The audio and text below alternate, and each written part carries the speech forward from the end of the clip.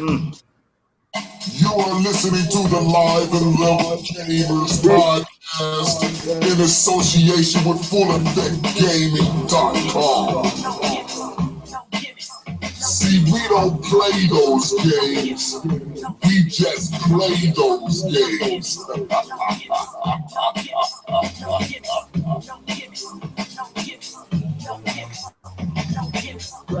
Level Head Gamer.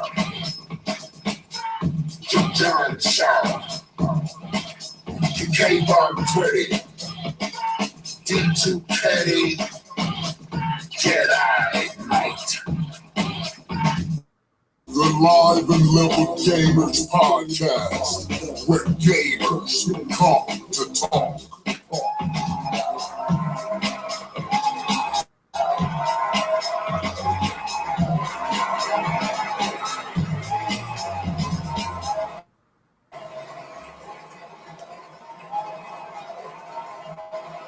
Y'all excited tonight, ain't y'all?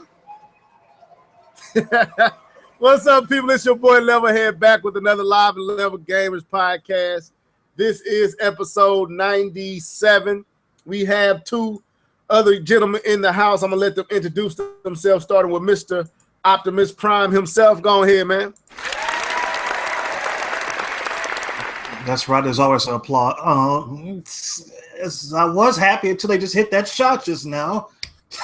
It's D2K ready to get in for another podcast. Watching this Bucks game here. Yeah, you doing the same I'm doing. I'm sitting up here trying to see this Cavs game out. My boys just brought it back from almost 30 down.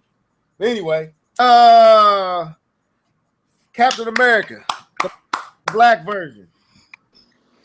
Yeah. That'll be that Falcon, the black version. That's what you want to be specific about it. But anyway, no, man, I'm ready for this podcast, man. I'm trying. Hopefully, this washer back here don't come through the podcast because this bad boy is loud.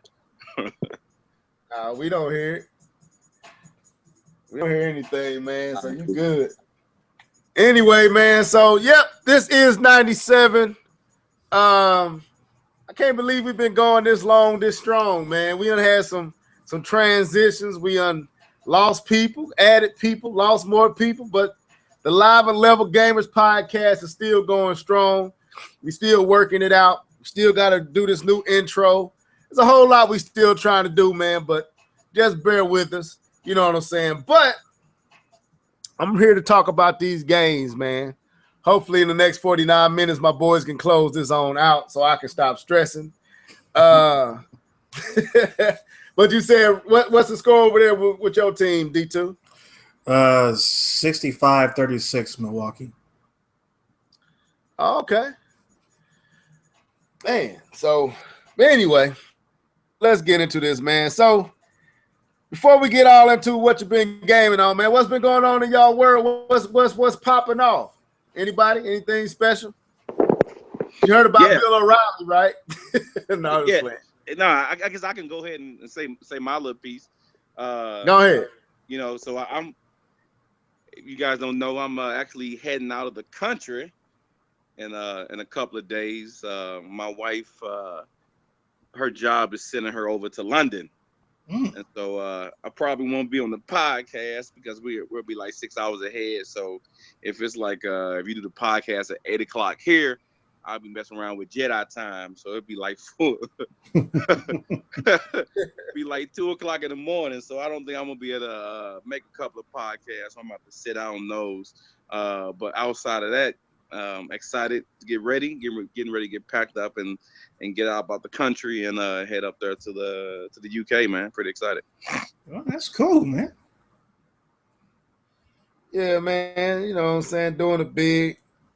So you gonna get up with Jedi Knight while you over there? No, not this trip. I talked to Jedi, and I'm probably heading back to Europe later this year. And we talked about possibly meeting up at Rome or something like that. So we talked about hooking up a little bit later. So hopefully at some point I have a story for you guys that I actually got a chance to meet Mr. Jedi himself in person. That'd be pretty cool. Yeah, good. Okay. D2, anything outside the norm that not gaming related, just something else before we get into this gaming? No, not really. Nothing's been going on. Man, what you think about old Bill O'Reilly getting booted? Never thought I'd see that happen. This is the first I heard of it. Yeah, Bill O'Reilly got fired, got canned, got adios, amigos. Yeah, it's my first time hearing about it too, man. What was the reason behind it? Too many of the sponsors backing out because of all of his sex scandals, man.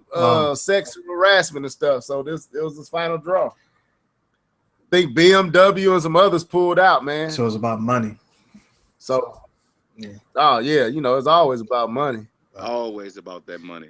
He gonna turn somewhere else. He ever show on HBO or someplace like that. So. I don't know, man, because Bill. I don't know. HBO might be too liberal for Bill. I don't know. But anyway, you might. I mean, he don't want to mess with Bill Maher. He don't want none of that. He don't want none of that real time with Bill Maher. Man.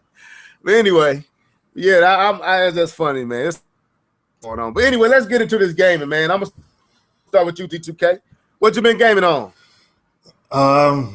Just random stuff. I haven't been gaming on anything specific. Just random stuff. Playing. Okay. I've been playing. Oh shoot! There was something that I played. I can't think of it right now. I'll mention it later if I can remember it. All right. Okay. Cool. K-Bun, what you been gaming on, man? Still working on that Overwatch ranked. Been playing that a lot lately. That game. I think I checked. I think I've put over 70, 80 hours in this game. It is a multiplayer game, so that time is a little bit different than the time you put in with but that still is over like a year. The game's been out since last March. So yeah, I think I'm about 80, 90 hours into it, but it's taking me a whole year because the majority of it I play just online, and it's like maybe like a couple hours a day, not too much. So I've been playing that. I've also still playing 2K. If you guys have not played 2K, man, this year, it is a pretty good game. Still mostly playing online. So most of my games right now are just online games. I still haven't, and I know Level's gonna kill me, but I installed the game and I downloaded the patch, but I still have yet to actually play Horizon. Like I said, I'm a multiplayer guy, so I spend most of my time playing multiplayer games. Now I'm actually giving Madden another try. The whole draft thing gets me kind of excited for football again, so I'm about to pop that back in. I didn't play competitive this year in Madden. I usually do, but I decided not to play it because I didn't want to be yelling at my screen the entire time. So I just played against computer and enjoyed my life, and beat. I guess I'll beat up on a level every now and then, but yeah. Yeah, I need another thrash, and it's been a minute. So I need to get on there with you, man. See where I'm at. So anything else? That's it. Yeah, man. I'm slacking on my GameFly, so I have For Honor collecting dust right now, sitting at my house, and I still have Battlefield 1 that I used to play with Jedi, but me and Jedi we haven't hooked up in a long time. So I mean, I probably should just put that away and send that back and get some new games. Most likely, if I get new games, it's going to be probably The Show, and which is a baseball game. You guys are not familiar with that. And I'm trying to think what would my other third game be. It definitely is not going to be Mass Effect. That's definitely not. I'm not going to ruin my life with that. But I'm trying to contemplate what else I can get. I really want to buy that Call of Duty Legacy so I can play the old school Call of Duty, but I just can't get myself to spend $45 to play a 10, 12-year-old game. Because I'm not buying it for the for the original Call of Duty, the Call of Duty Infinity War, whatever it's called. But I'm planning for the old school COD4 game, and I just can't bring myself to spend $45 just to play that old game. I'm gonna do it eventually, but hopefully I can get it for like 30 or 20 something. Okay. That's what's up. Well, for me, man, I'm still playing on Zelda. I want to send a shout out to Terminator Juice and the Juices Loose podcast. I was on there this past Monday with Terminator Juice, Mr. T, and Terrell. I think that was the three that was on there with me. And had a good time. Got a chance to talk about Breath of the Wild, Zelda, a little more in detail because I know you and D2 hasn't played it. So me and Keith kind of limited to where we can go with it because it's going to kind of leave y'all out of the conversation. But this past week, man, I decided to go on and try to beat Zelda. I was kind of coerced into trying to beat Zelda. One reason, remember I told y'all last week that that I burnt myself on the back of the Switch when I touched it. It burnt my thumb. Mm-hmm. Well, that following day, I pulled my Switch out, just to see if it was still doing that. And when I pulled up the kickstand, that area was melted. The whole plastic on that part was melted down to where you could see the metal. What? Yeah. Didn't I send you a picture of it, K-Bomb? I thought I sent you a picture. I saw the picture. You saw the picture. Yeah. What was you sending on? Because I don't remember saying it. I thought I sent it to the Google Hangout that we was in. I sent it up there, so everybody can see it. Yeah, man, it melted on me. So, of course, I called Nintendo, and I got to melt it out. But I'm trying to beat Breath of the Wild before I melt it off because I'm not guaranteed that I will get all my data transferred over. So I'm not sure if they get all my saved gameplay and everything. They said they can't guarantee it, but they pretty sure they will. So anyway, so I decided to go ahead. So that's what they're doing. If you have to send it in, they'll transfer it for you. If they have to fix anything or if it's something they can't fix, then they transfer it for me. Yeah. Well, that's good. That's good. Yeah. So that's if they can. So anyway, well, why wouldn't they be able to? Because they don't have cloud saving or any way to save your data is saved directly to the hardware itself. So you don't have any way to actually store the data outside of the hardware itself. So no, I know that, but what it sounds like to me is that if they can fix the one that you have, you'll have your data. But if they got to give you a new one, you're not going to get that data. Well, it's physically damaged, though, isn't it? I think the only thing is wrong with it is the plastic melted. And I don't think the actual device is damaged, but they got to check that area where the mini SD goes into, so to make sure all that still works. So yeah, I don't know. I can still play it like there's nothing wrong with it, but yeah. So what I heard is that it was a particular I don't know, a particular batch or brand that was doing this. There was a lot of people that was having this problem. It was zeroed in on the actual SD card itself was not compatible with the Switch, and it was doing this to a lot of people's Switches. And I think that's what I think it was the SD card because I got it from my son. Remember I told y'all I got it from my son, so it had to be the SD card because it basically burnt around where the SD card was inserted at, man, and it just crinkled up. And K-Bun, like I said, if you go through that our Google Hangout, you'll see the picture of it on there. So, but anyway, so playing Zelda, I decided my brother is here, the one that I did the video with. He was here, and he coerced me into going ahead and trying to beat Ganon because he wanted to see it. So I go through the castle, I dredge through that, and I go through the front door, the main way to get there, the hardest way. I get there, and I'm gonna tell you something, man. This is the most different take on Ganon that I've ever seen. First of all, I'm trying not to be too spoiling because I know a few of you guys haven't played it. You fight a few bosses, 4 bosses in the game. I'm not going to say anything about them, but they're almost like phantoms or demons sent out by Ganon, right? Or this calamity Ganon.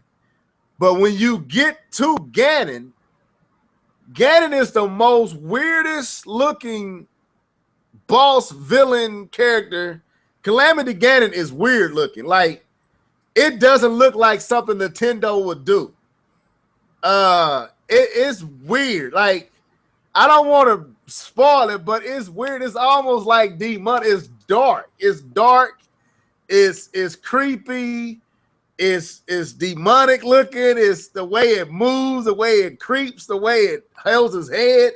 None of this matches anything that you have ever seen, or at least I have seen in a Zelda game, or like Nintendo's PC nature, PG nature. This didn't match it.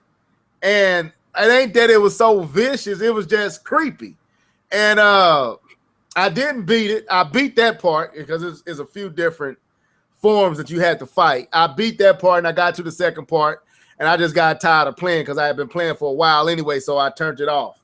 But I'll probably beat it before the weekend is out and do it all that. But dude, this game, I wish D2K and K-Bomb too, but I wish you could see what I'm talking about, man, because I think you would have an interesting take on it. Because it's weird. I'm looking at the picture of him right now, what he looks like, and it looks like you say, it does look completely different from anything that I've seen before from Ganon.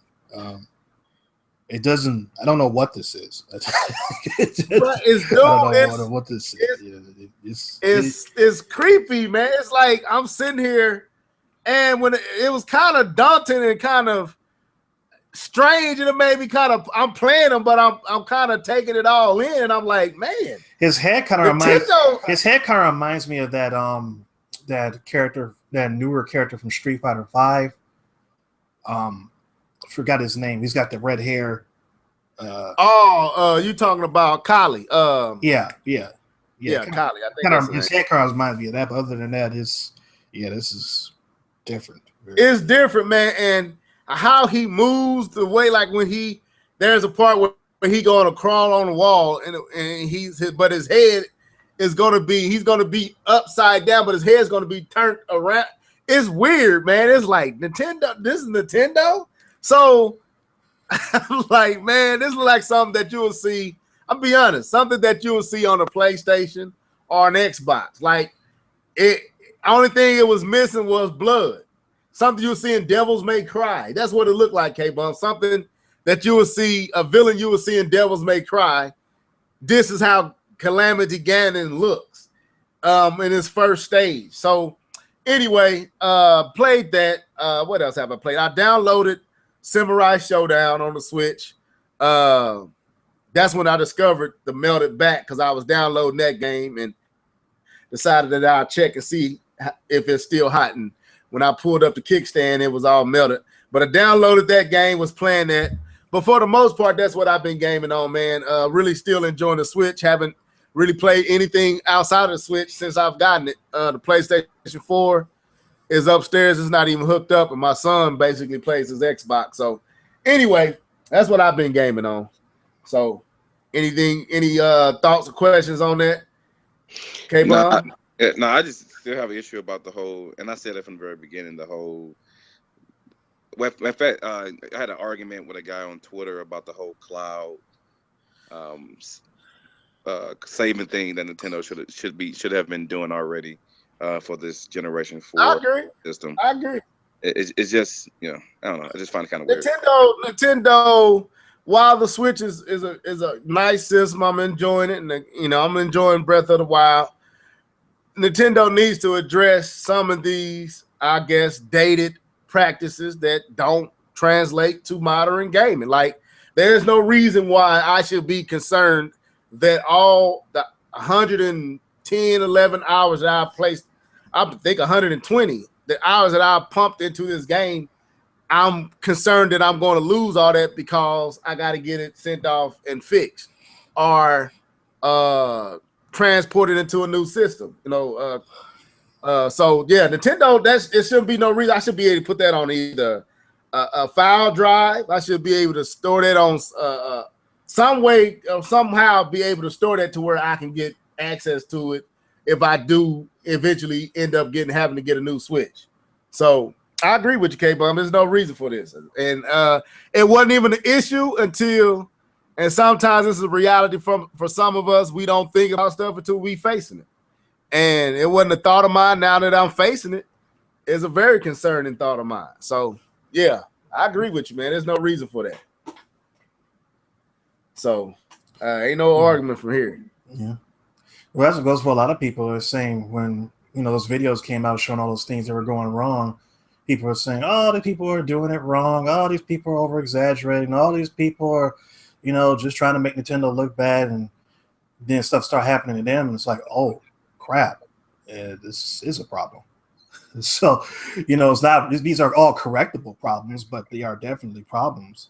They're real problems. So, hopefully, when Nintendo comes out at E3, or maybe even before then, they just make some type of announcement that's saying that, we're doing a redesigned version of the Switch that addresses all of the issues that have been expressed about the Switch. Maybe the dock will have a fan in there, or some type of cooling system or something, or it'll come with a screen protector, or it was just little things to just clean up all the little loose ends, so that way they don't have to worry about this stuff going forward. Yeah, but wouldn't that alienate their user base by coming out? I mean, not user base. I'm sorry, but alienate their the early adopters by doing something that quick. No, because people are complaining about it, and you got to fix problems before they become small problems, before they become big problems. I mean, if Microsoft had jumped on the red ring of death right away instead of just saying it's no big deal, they wouldn't have lost $1 billion. Microsoft did the same thing when the red ring of death happened. Said, "Oh, it's no big deal. We got it all under control. We'll take care of it." $1 billion later, it still wasn't taken under control. So just jump on top of small problems before they become big problems. True. Yeah. So let's get into this, man. So the first topic I want to talk about, and I want to set this up. We've been talking about, what's that? Oh, okay. We've been talking about Microsoft, for the last 2 podcasts, right? We talked about their initial announcement of the Scorpio. We identified that they have, in many ways, not even established an identity, as opposed to Sony and Nintendo very much having an identity, especially Nintendo and even so Sony. But I was thinking about something today, man. I was hoping Keith would be here, but hopefully he jump on later. But when Scalebound got canceled, right? And that game got canceled. Have y'all noticed that we haven't seen Cuphead? We haven't seen Crackdown. We haven't seen anything outside of Forza, which I'm gonna be honest. I don't think Forza anybody cares or wants another Forza game. Like, I don't care which version, which iteration that they have. I think it's fair to say that most folks ain't looking for another Forza game. So my question is, and I throw this at K-Bum and then it come to D2K. Where is the games for Microsoft, and what is going on with these particular games? Now I know they got the rare game, the Pirates. I don't know what that is, but we haven't even seen anything of that, huh? Sea of Thieves. What is it? Sea of Thieves. We haven't seen anything of that. Cuphead is what, 3 E3s old now? Crackdown, we saw 3 E3s ago. We haven't seen it since. Speaking of the cloud, we have heard little to nothing about the cloud since Crackdown was shown, with all the physics and the destructible builders not falling the same way. I have a thought on that, but I'll get into that later. Yeah, it's like, what? Okay, where And it's interesting because here they got this new platform, this new device that's ultra powerful, that's, you know, all the garb, all the bragging points, everything is there supposedly. But there's no game outside of another Forza, which tech demo wise are, you know, like a kill zone for the PlayStation 4, or how what was that? Rise Son of Rome was for Microsoft's the original Xbox One. Yeah, they'll probably have that Forza there to show off the bells and the whistles of how good the games can look.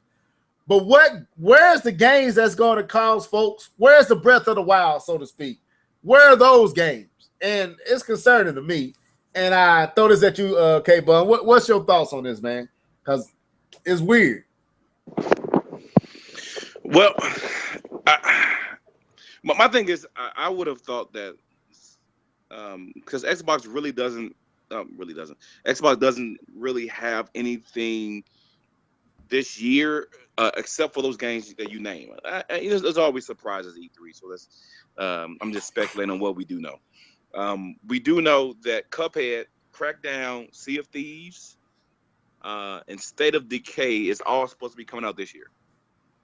Those are considered their heavy hitters. And so you would think they would have shown some information. And Crackdown is 3 years.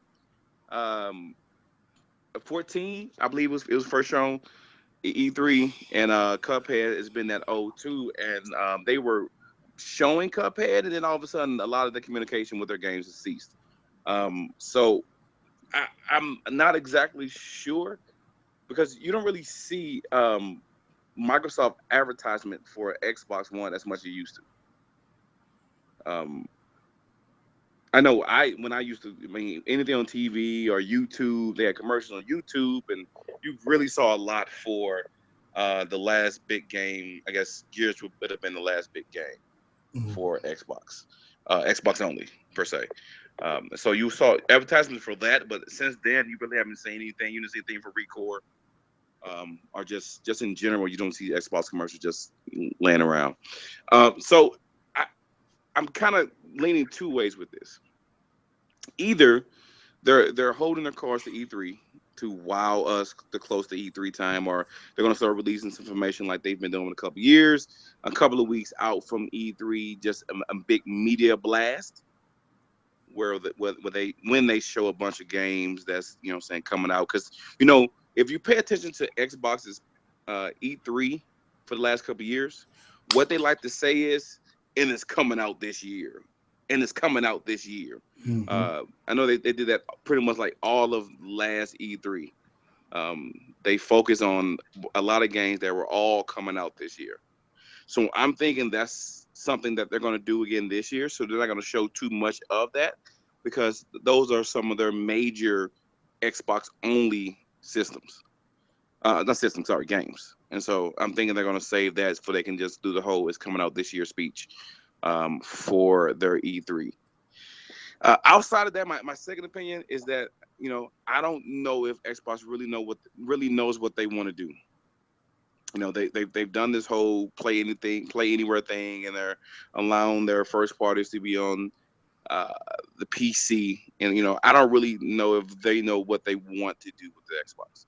I know what they have. They're trying to say what they have planned for the future with the whole Scorpio. But if you don't have games to play it, then what are you really doing?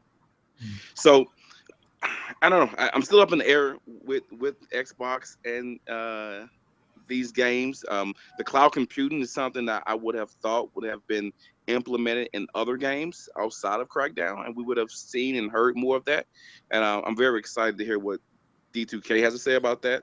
I know my personal opinion is I don't believe it's going to work like they want it to, because that cloud computing, it has to be online all the time in order to do that. So I don't know.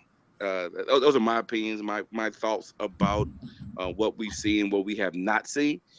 Is it's they're trying to save it if they can save this year, but at this point Xbox needs to be putting games in front of people's faces, because their biggest downfall is the saying that they do not have games for their system. So that's all I have. D2? Yeah, I guess I'll start off with the whole Crackdown situation. I think that they realized at some point in development that what they wanted to do with Crackdown was too ambitious in terms of cloud computing. And I think that's one of the reasons why we even have Scorpio in the first place. I think that Scorpio is basically here to do what they were planning to do with the cloud and the Xbox One, but couldn't because it was just like Kmon just said, is way too ambitious because it has to be online all the time, and you cannot rely on everyone's connection being the same speed because everybody's speed is different. Some people have faster speeds than others, and you get your gameplay experience will be dictated on how fast your internet speed is, and that would defeat the whole purpose. So I think that's one of the reasons why we have Scorpio to say, let's just forget about the cloud thing. Let's just make a super powerful version of the Xbox One that can handle what it is that we want to do. So I think that's where that went as far as the cloud computing is concerned in Crackdown. And that could be one of the reasons why we haven't heard too much about it, because they had to go back and redo some things and pull back from what they wanted to do. And they'll still have some of that in there, but it won't be as ambitious as they really wanted it to be. Cuphead, I heard somewhere that the game had gotten delayed, and I don't remember them saying when it was going to be delayed too. I just know that it got delayed. I don't have They got delayed to actually add stages to it, right? To actually add stages, because everything was a boss fight. So they supposedly delayed it to actually add stages, from my understanding, to the game. Yeah, and if I'm not, for me, I give that company leeway because this is something that's never been done before. There's never been a situation where you've made a game that was done by hand drawn 20s and 30s style animation, and I don't think people understand just how taxing that is. The animation from the 20s and 30s that you saw in Warner Brothers and Disney and MGM are completely different than the animation that you see on TV today. Most animation that you see, every scene or every action that you see is usually 4 to 5 frames of animation. So that doesn't sound like a lot, but what they do is they use a lot of tricks to make it look like it's a lot more frames of animation. They use the squat and stretch method, which was created by Disney, to give it that really stylized effect and make it look like really over the top, but it basically cuts out a lot of frames of animation that you don't have to do. But back then, they were literally going like 1, 2, 3, 4, 5, 6, 7, 8, 9. They were literally drawing frame by frame by frame by frame by frame. And that's the reason why the animation from those years looks so much better now, better then than it does now. And if they're doing this game, that same kind of animation, it's going to take a long time to get that game done. So, I expected it to be a long time, one way for the Cuphead game. So, like I said before about E3, they got to bring it. They got to have the best performance they've ever put on in anything. And like I said, there's either two things that's going to happen. Either they've been working on a whole lot of stuff secretly that we don't know about. They got like a whole bunch of maybe second-party deals, exclusive, third-party exclusives, bringing back some old titles that were, that people forgot about and say they're exclusive on Scorpio and such and so forth. Or there's something behind the scenes, some partnership with someone that's going to fill in the gaps. And I'm going to say who. I'm just going to leave that open because it could be anybody. It could be a partnership with Amazon.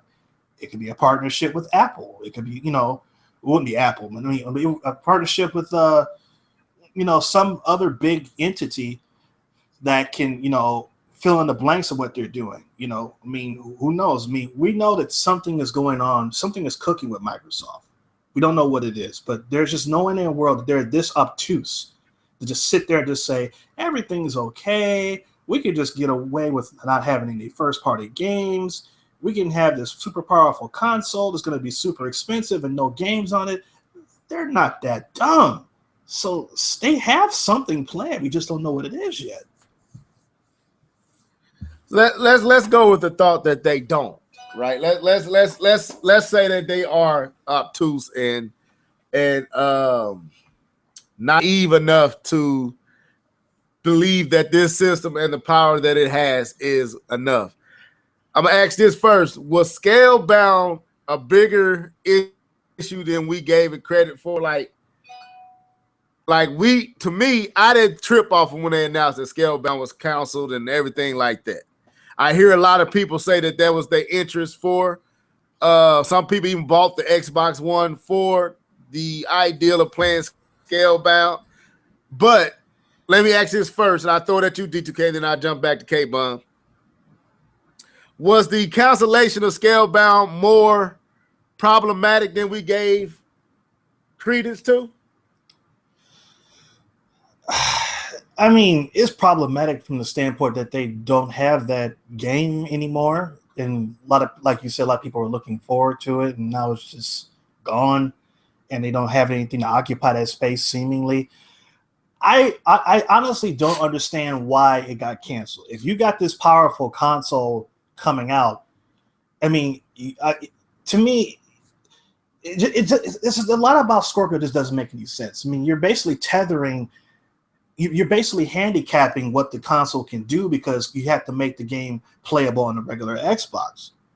And I guess that's their reasoning for canceling Scalebound, because what Platinum Games wanted to do with Scalebound obviously couldn't be done on the Xbox One. So they said, let's just cancel it instead of just saying, let's make it exclusive to the Scorpio and make that a reason why people want to go out and buy this. They said, no, we'll just cancel the whole thing. There's something fishy about that too. And I don't know what it is. I mean, it's just a lot of crazy moves that they made just don't make any sense. And it means there's something going on that we don't know about. I mean, okay, well, let me let K-Bum address that. Was Scalebound a bigger issue than we gave it credence or credit? Well, I was gonna say no until D2K said that very compelling story.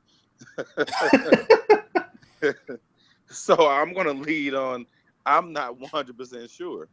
I was leaning towards no because games are canceled all the time. That just happens, and so assuming that was one of those things that happened. And so, but that's where we're actually saying that maybe we didn't look too far into it. So it's definitely is a possibility. So I'm gonna leave it at that. Okay? Let me ask this, and I'm pretty sure one of y'all know this. What was the last? What was the last game that was released on Microsoft that was first party? What was the last major title or Halo Wars. Noteworthy title? Halo Wars 2, yeah. Yep. Halo Wars 2. How much noise has that made? None. Very little, because it was a what was that? It was Killzone. As far as ratings, right? The thing is that Halo Wars is a niche game. It's an RTS, and it's not a typical RTS. People who are typical RTS fans kind of look down on Halo Wars because it's not RTS-y enough. It's not like a true RTS, in the sense of the word. But I like it. I mean, I love what they did with the first Halo Wars. I'm still trying to get comfortable with the second one. It's like, you move some stuff around that you didn't need to. It kind of feels weird. It looks great, but again, it was a niche game the first time. It didn't make a whole lot of noise. It was just a really cool game to have in your library. And you can't really rely on a game like that to really pack it in on your console. You need another Halo, straight up Halo game to do something like that. But right, let's go with that thought though. Let's go with that thought. D2. So Halo Wars, niche, not a game that's going to generate sales, not a game that's going to turn heads. So it's forgettable, which it was forgotten, right? The last game before that was what? Gears, and then Gears. Gears Recore was a flop. Let's be real. Recore flop. Yeah. Gears was okay. It was cool, but it wasn't head turning. What was before that? Quantum Break. Dead Rising was time exclusive. Well, Dead Rising. Did they do another Dead Rising? No, Dead they Rising haven't released. Dead Rising 4 came out during Christmas. Okay, well, Dead Rising. Well, that time exclusive. Okay, well, let's not look at them. Just exclusives. Tomb Raider. Well, we look at one. Tomb Raider. Tomb Raider is a time exclusive. Yeah, I said we'll look at Tomb Raider. Okay. Because it was, it came out a year early. So Tomb Raider, which was good, but again, it's not exclusive to Microsoft. So people had a choice to wait for the PlayStation version, or they could have got it on the PC. Then you had Quantum Break. Flop. Quantum Break was a flop.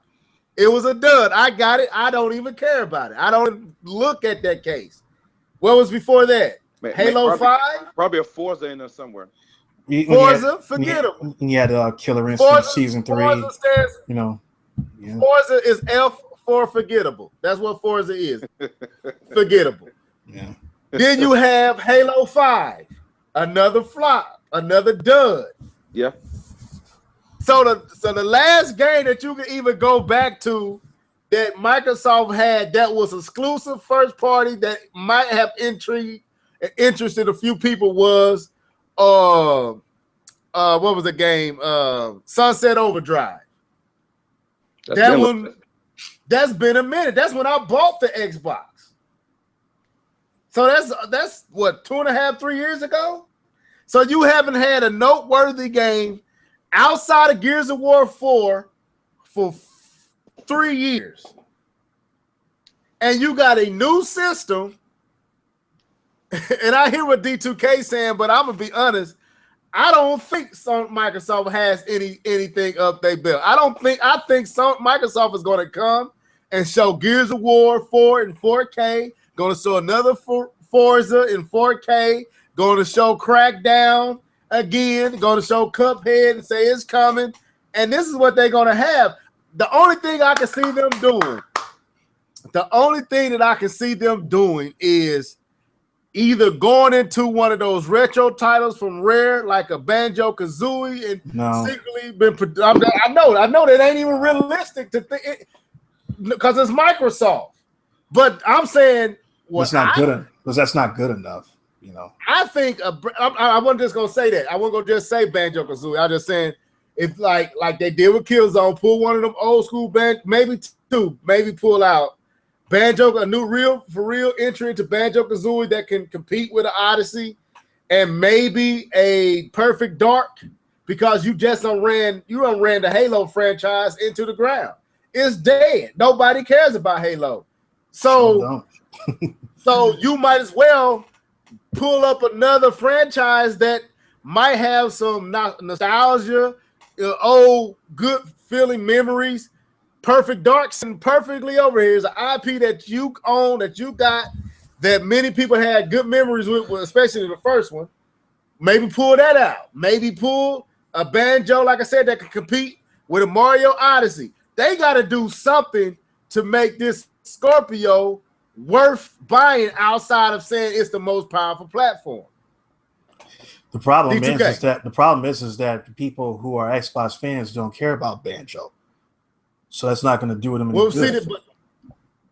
But they can't. I'm saying they can't. Where has Xbox fans got you so far?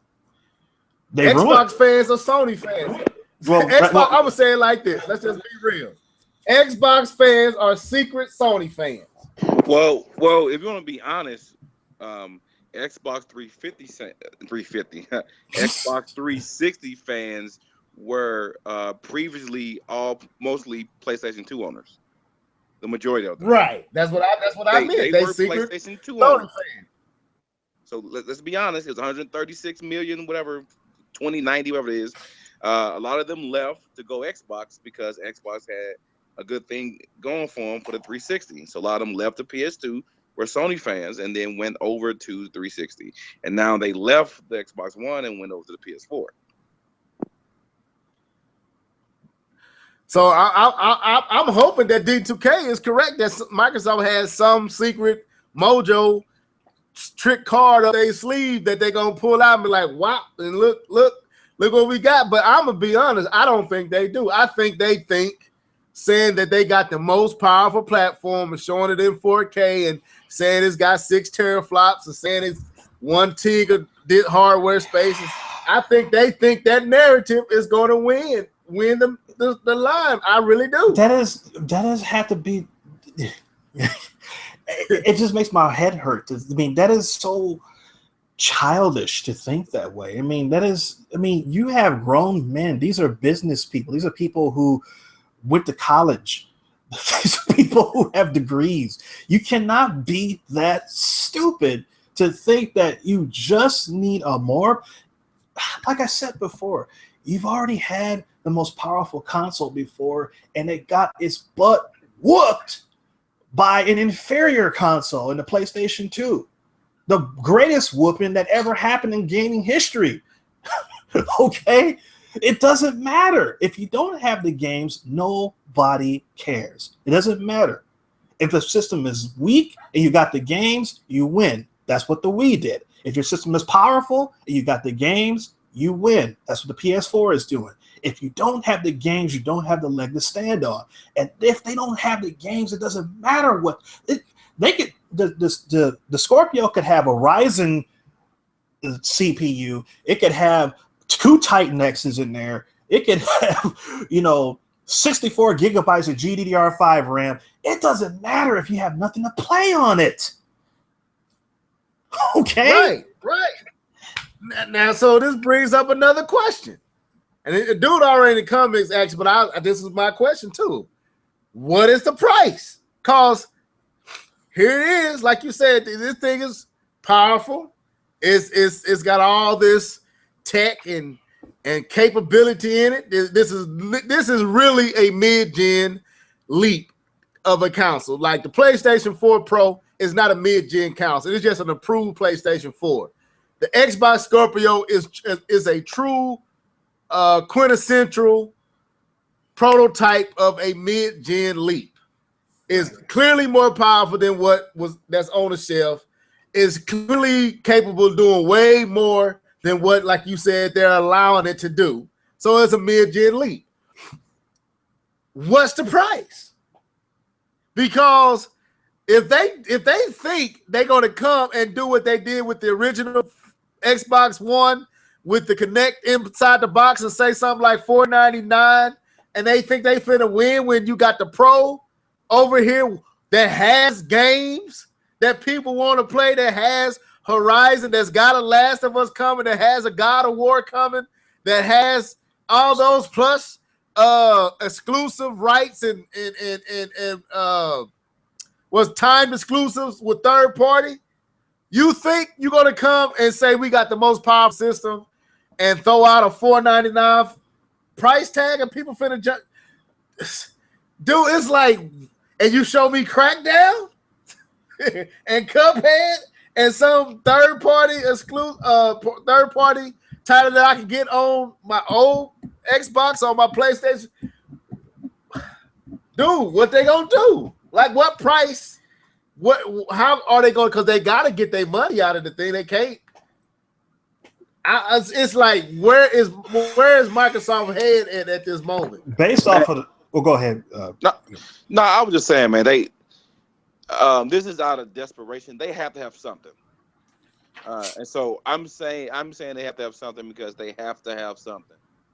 Not because I actually believe they have something, but because they have to have something. Right. You can't come out with this title and what you have in this system that is the bee's knees when it comes to power, and I'm playing Crackdown on it. Like, I need something that yes, it wants to be ooh and ah, but I need you need something that even if it wasn't that powerful, I would want to play it. Right. And they're dependent on power to be everything they need, and I don't think that's going to win them this not this war. I'm not going to say I don't care about the war, but make them the money they want, because a $399 system or $450 system with the same game that you can play for $200 Xbox, because you can get Xbox for $200. You talk to the right people, and what's the point? Why am I paying $250 more, $200 more for a system that I can, and you're playing the same game as me? Yes, it's prettier, but come on, man. Right. Are you doing the same thing as Sony and not allow the multiplayer to be better? Because a lot of the Xbox fan base are multiplayer games. They're the bro shooters, and so if your game in your 4K is going to be downgraded for online, so you do not have an advantage, what are you paying for? Hey, let me add this in. And DevBird 1, you're right. I forgot to add this on there too.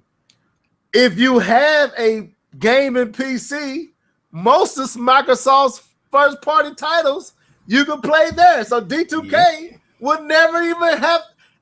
It's like has Microsoft checkmated themselves by their own hand by opening up Windows 10. Now they making money, but what I mean is, have they killed Xbox? Because I think they're fighting for relevance.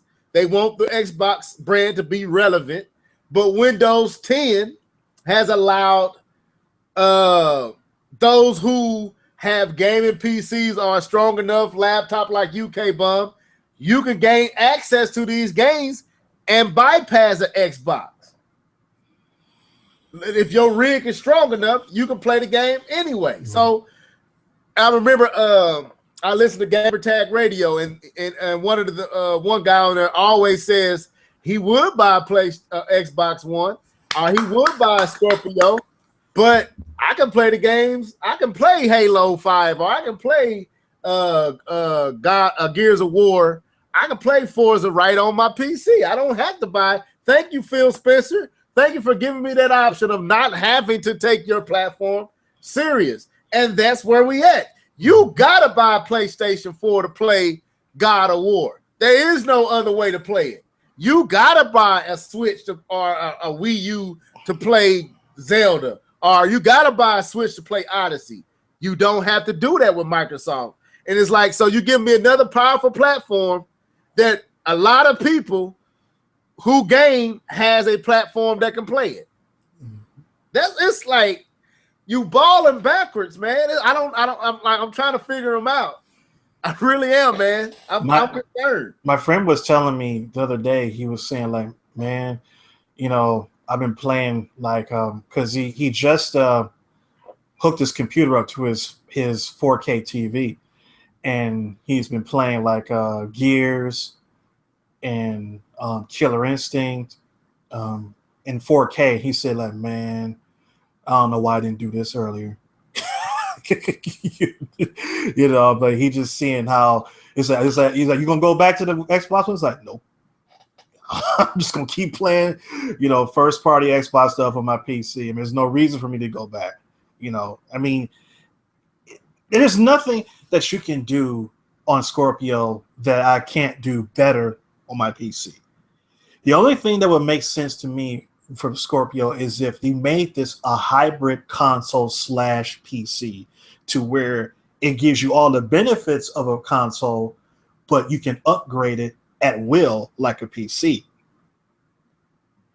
Like you can add in more memory, or you can put whatever GPU in there that you want to put in there, or something like that. But it works the same way as a console, so it still feels like a console. It doesn't feel like you're playing on a PC, because for some people PCs are cumbersome, and they don't like that experience. They like everything to be simple and to the point, But if it's like that, then there might be a place for it.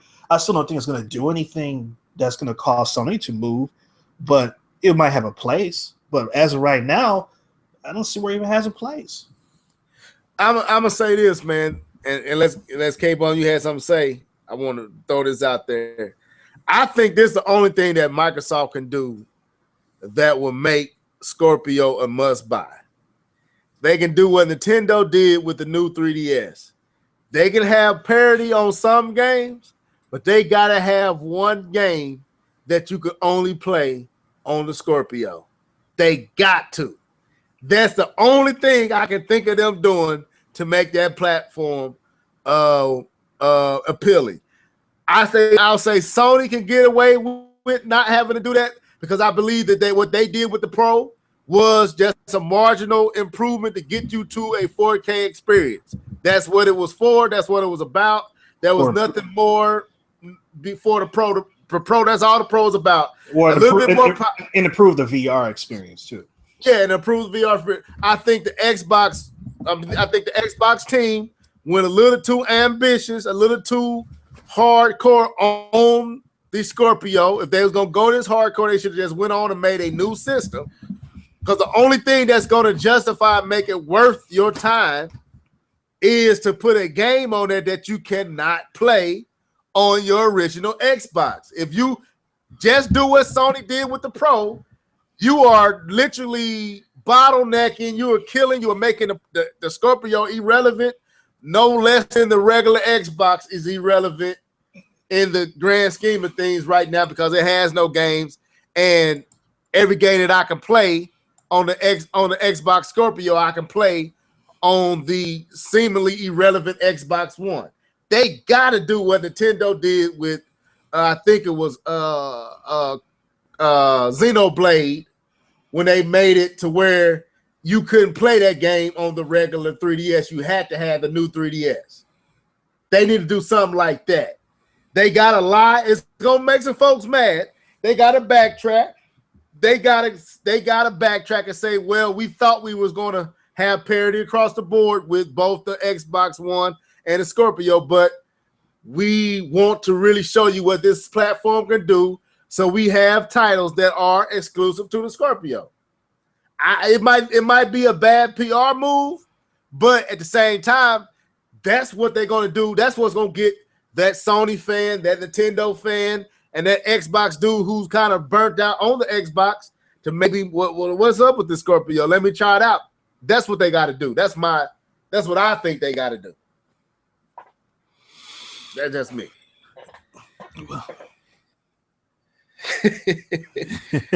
I know that's a mouthful, but I mean, take it in and then you agree? Are you saying you agree? I mean, I agree. I mean, it's just that I don't know what else they can really do.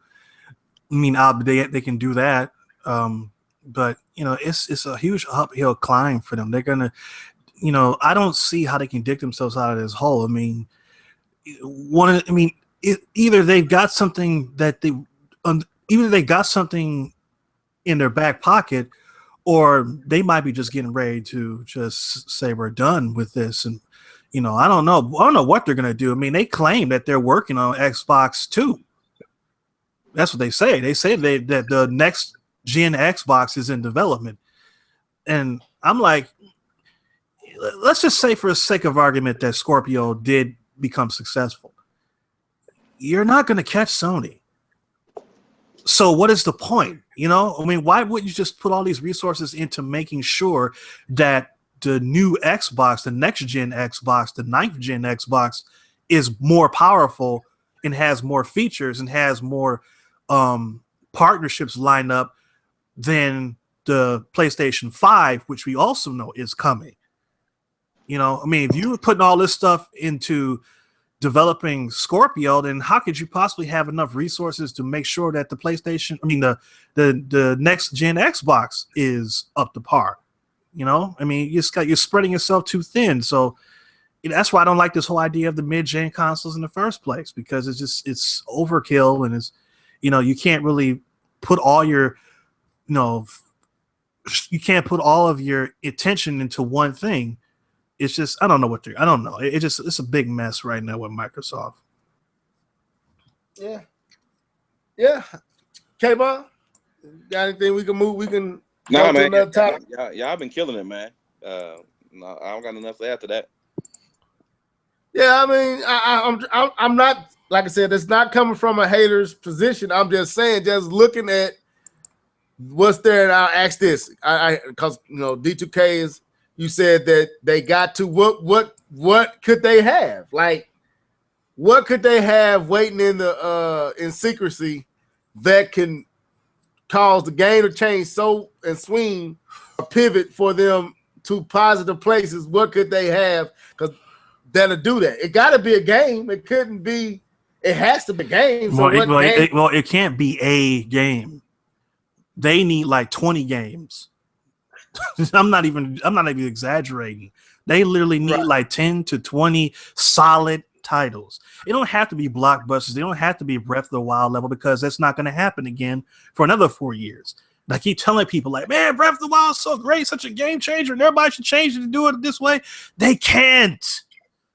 Okay, it took Nintendo 4 years to make this game, and it took all hands on deck from the best gaming development company ever. That's not going to happen for a while from anybody, including them.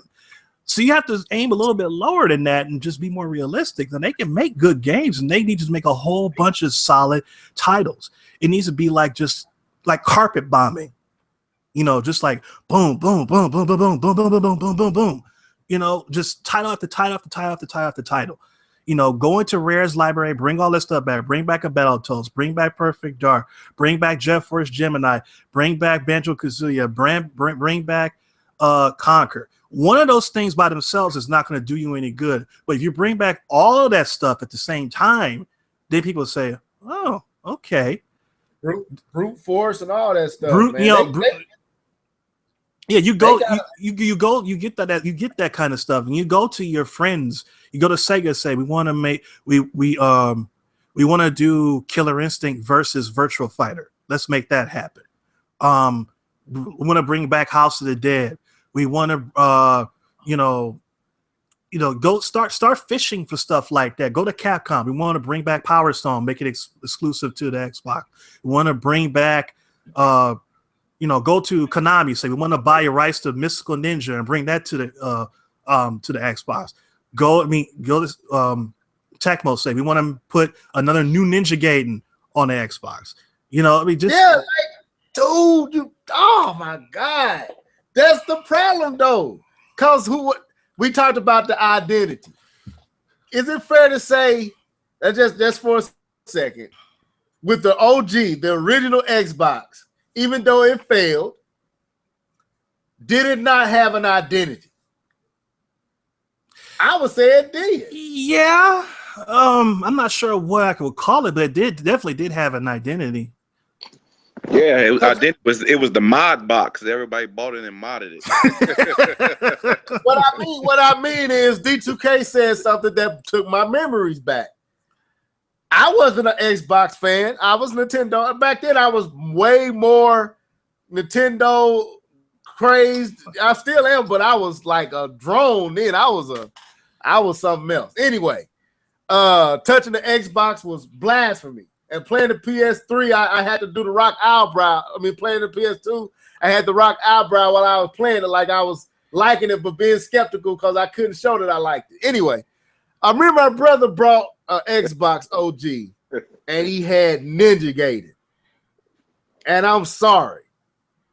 That game is the game that broke me down and made me admit that the Xbox is here, and I must take note. That game had me so hooked.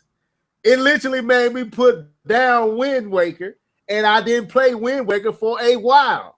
I was just playing Ninja Gaiden. I was sneaking play it. I would wait till he was going to play it. Because I didn't want him to see how much I was playing it. But so when the Xbox 360 came out, when Ninja Gaiden 2 showed up, that was one of the games that I just had to have. But you notice that identity that Ninja Gaiden was exclusive to Xbox. Then all of a sudden, with the third one, and some with the second, you could say the Sigmas, PlayStation would get it, but it was a little different. But with the third one, it went multi-plat, kind of lost its muster because the person who made it left the company. But it's again like all that games that meant something don't mean nothing anymore. Halo back then was hot. Now subpar experience. It don't mean that. I don't know, man. It's like, dude, they in a bad place when it comes to first party games and direction. I don't know where they going. I don't know. And they don't either. That's the problem. Seemingly, they don't know where they go. They just driving blind. You know. It seemed like it, man. Well, I'm gonna tell you the truth. I thought Phil Spencer was doing right. I thought he was doing, and I'm not saying he's not.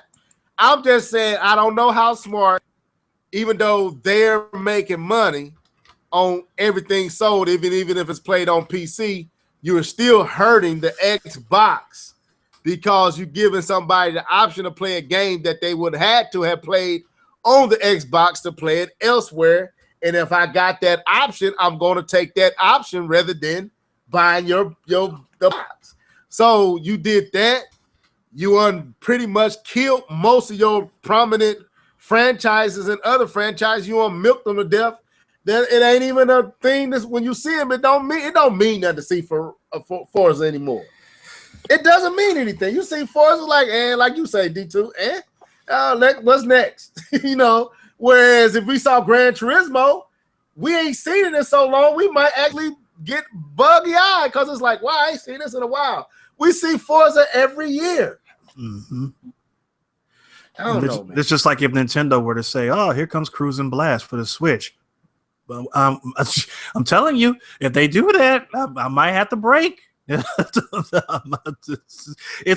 that's the type of thing that Microsoft needs to do. They need to find that game that makes people that are on the fence and say, okay, now I got to do it. I've got to do it now. I can't hold off. I must buy this console now. They need to find out what that game is. But are Xbox fans fascinated with nostalgia? No, they don't have nostalgia to be fascinated with, K-Bub. What? It's not old. There's nothing there that's old enough to have nostalgia with. Yeah, and that's what I was going to allude to is that even if they do, there's not enough, to bring them back. I mean, I know Nintendo fans are big on their nostalgia because there's so much, like you said, that is there that is not here. And I think Levelhead said, Perfect Dark, but what current Xbox fans care about Perfect Dark? But see, that's the thing. That's where you have to go into your pocketbook and go to other companies and get their nostalgia. You need to go to Tecmo. You need to go to Konami. You need to go to Capcom and these companies that are not thinking about it and say, there's a game that people play on the NES that was really popular. We think about bringing it back. That's what you need to do. Okay, yeah. They need to do what they did with Killer Instinct. The reason Killer Instinct is in most Xbox owners' homes is because, like D2K said, it was a game we hadn't seen in a while. It's a game that we all love that made his name with a different company, but it didn't matter. That brand name carried weight, and people. That was one of the reasons I got the Xbox over the PlayStation 4. Killer Instinct, Sunset Overdrive, all them games was there. I'm like, I want to play Killer Instinct. Now, they need to do more of that, but it's Microsoft. And like you said, K-Bum, the fan base might not actually gravitate to those type of titles like a Banjo-Kazooie. But I think Microsoft need to take a chance because while they might not be able to depend on their actual fan base, I guarantee you they will turn heads of other fan bases if they put out a quality Odyssey level Banjo-Kazooie. It's gonna get some other heads turned. Well, of course. It would be hard for me to believe that Nintendo fans would not go out and buy Banjo-Kazooie for the Xbox if it came out. If it's quality. Now, if it's trash, then they're gonna leave it alone. But if it's quality to what they remember on the N64, of course they're gonna go out and buy it. Why wouldn't they? It'd be hard for them to. They would not because they had to look for more games, but a lot would, put it like that. Some will still say it ain't enough. I can't justify buying this for that one game. But if they say they had that game and it was quality D2K and they had what you just said, smaller games that were good, like Cuphead and a Crack, then I'm like, if I ain't have an Xbox and Banjo-Kazooie showed up and they showed me Cuphead and Crackdown and all that stuff was pretty decent and I can get third-party access, I get it. Like I said, carpet bomb. Just carpet bomb. Banjo, Conquer, Jet Force Gemini, stuff. Bring all of that stuff back. I mean, people were like, man, I remember playing all this stuff. I mean, don't bring back obscure stuff. Man, Phantom Dust. Who the hell remembers that? I didn't even know what that was when he talked about it. I'm like, and he's like, drum roll, Phantom Dust. I'm like, the hell? I really got upset when he did that. I really seriously got upset because I thought he was going to say Perfect Dark, and that's what they were kind of like teasing it was going to be Perfect Dark, and he said Phantom Dust. I'm like, man, get that crap out of here. Seriously? How you think I felt when they did the whole pirate? What was that? You named it some pirate, the pirate game. Sea of Thieves. Caribbean. Sea of Thieves. I thought that was about to be Banjo-Kazooie.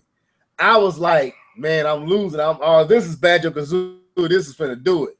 And it's this Pirates game that nobody asked for, that probably nobody cares about.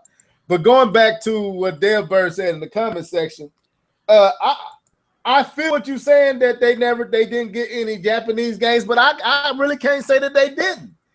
They had the Final Fantasies and all that over there. They had a lot of Japanese RPGs. It's just what Microsoft has done is allowed their fan base, and they don't understand that their fan base are not genuine with what they want.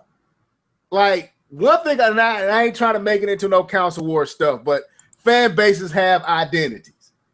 The current fan base for Microsoft only wants to be known as the best. That's it. They don't really have a game that they want. They don't have a certain game type that they gravitate to. Like K-Bum said, like, you can identify the PlayStation fan. You look at the games, the God of Wars, the Horizons, the Uncharted, the Last of Us. They have a distinct, and they play the other stuff too. Nintendo, you got the platformers like Mario, you got the Mario Kart, you have the Zeldas, you have, and that fan base, they know what type of games they want. Microsoft fans don't know what type of games they want, but they just want to be known as number one. And Microsoft has allowed that narrative to shape their identity to the point that that's why they don't have one, because they never developed a game and made their fan base love their games. They fan base don't know what they like. That's why Gears is half cooked. That's why Halo is basically dead. That's why we getting Forza every year. They don't know what to make for these people. That's my opinion. Well, if their aim was to have their identity to be number one, then that's a stupid identity because they've never been that. I mean, that's Sony's identity. It was Nintendo's identity back in the past, and they got a little blip on the screen with the Wii, but it's primarily been since 1995. It's been Sony's identity of being number one. So if anybody wants to take that identity, that's Sony, not Microsoft. But they fan base, that's what they ate up with. Right now, it's both Sony and Microsoft. For one thing, I thought that was Nelly's thing. Number one. Anyway, let's move on, man. This is a good topic. I can go on about this for days. But anyway, let's move on. I don't want to. We've been on that for a good minute. So, there's been rumors of the possibility that Nintendo might release a Nintendo Switch Mini. Is this a good idea, or is this a stupid idea? I'm gonna go with K-Bum since he's been quiet. Then I come to you, D2K. K-Bum Twin. Was Nintendo be stupid to release a Switch Mini? All right, so there's a double answer to this. Are they stupid? I didn't say are they stupid. I said would they be stupid? Okay, my bad. No. I mean, honestly, I do not really think that a Switch Mini will be a stupid thing to do. I know I was looking around and looking at some of the mock-ups that people had for the system, and I don't think it's actually a really dumb thing to do a Switch Mini, but I would actually rather from them to do, but probably will be a bigger console instead of a smaller console. Mm-hmm. And so I saw the mock-up and I saw the articles about the Switch Mini, but I couldn't help to think that a better option for them to do was to bring something bigger than what they already have. Because if you actually paid attention to the market for tablets, it's actually gotten bigger and not smaller. And I know Nintendo isn't competing with that market, but their device looks awfully similar. Even when you look at phones, they're getting bigger and not smaller. And especially when you're talking about the viewable screen is bigger and not smaller. So I don't think I don't know. It's a funny thing because the Switch is portable, and I saw them talking about the Switch Mini being not being sold with a dock and not having, if they did do it, it might do integrated controls instead of having the what's the thing? Joy-Cons, which kind of Joy-Con, yeah. And then at that point, defeats the purpose. It defeats the purpose, and then it starts to look like a PSP, a Vita at that point when you do that. So that's why I don't know if that's the right decision to go small. Yes, it's easier for kids to put in their hands, and yes, let's not talk about not to forsake the handheld market. And if you make it smaller, you may give it more battery life, allow it to last longer, which compares to a handheld market. But I don't know if that's where their money is.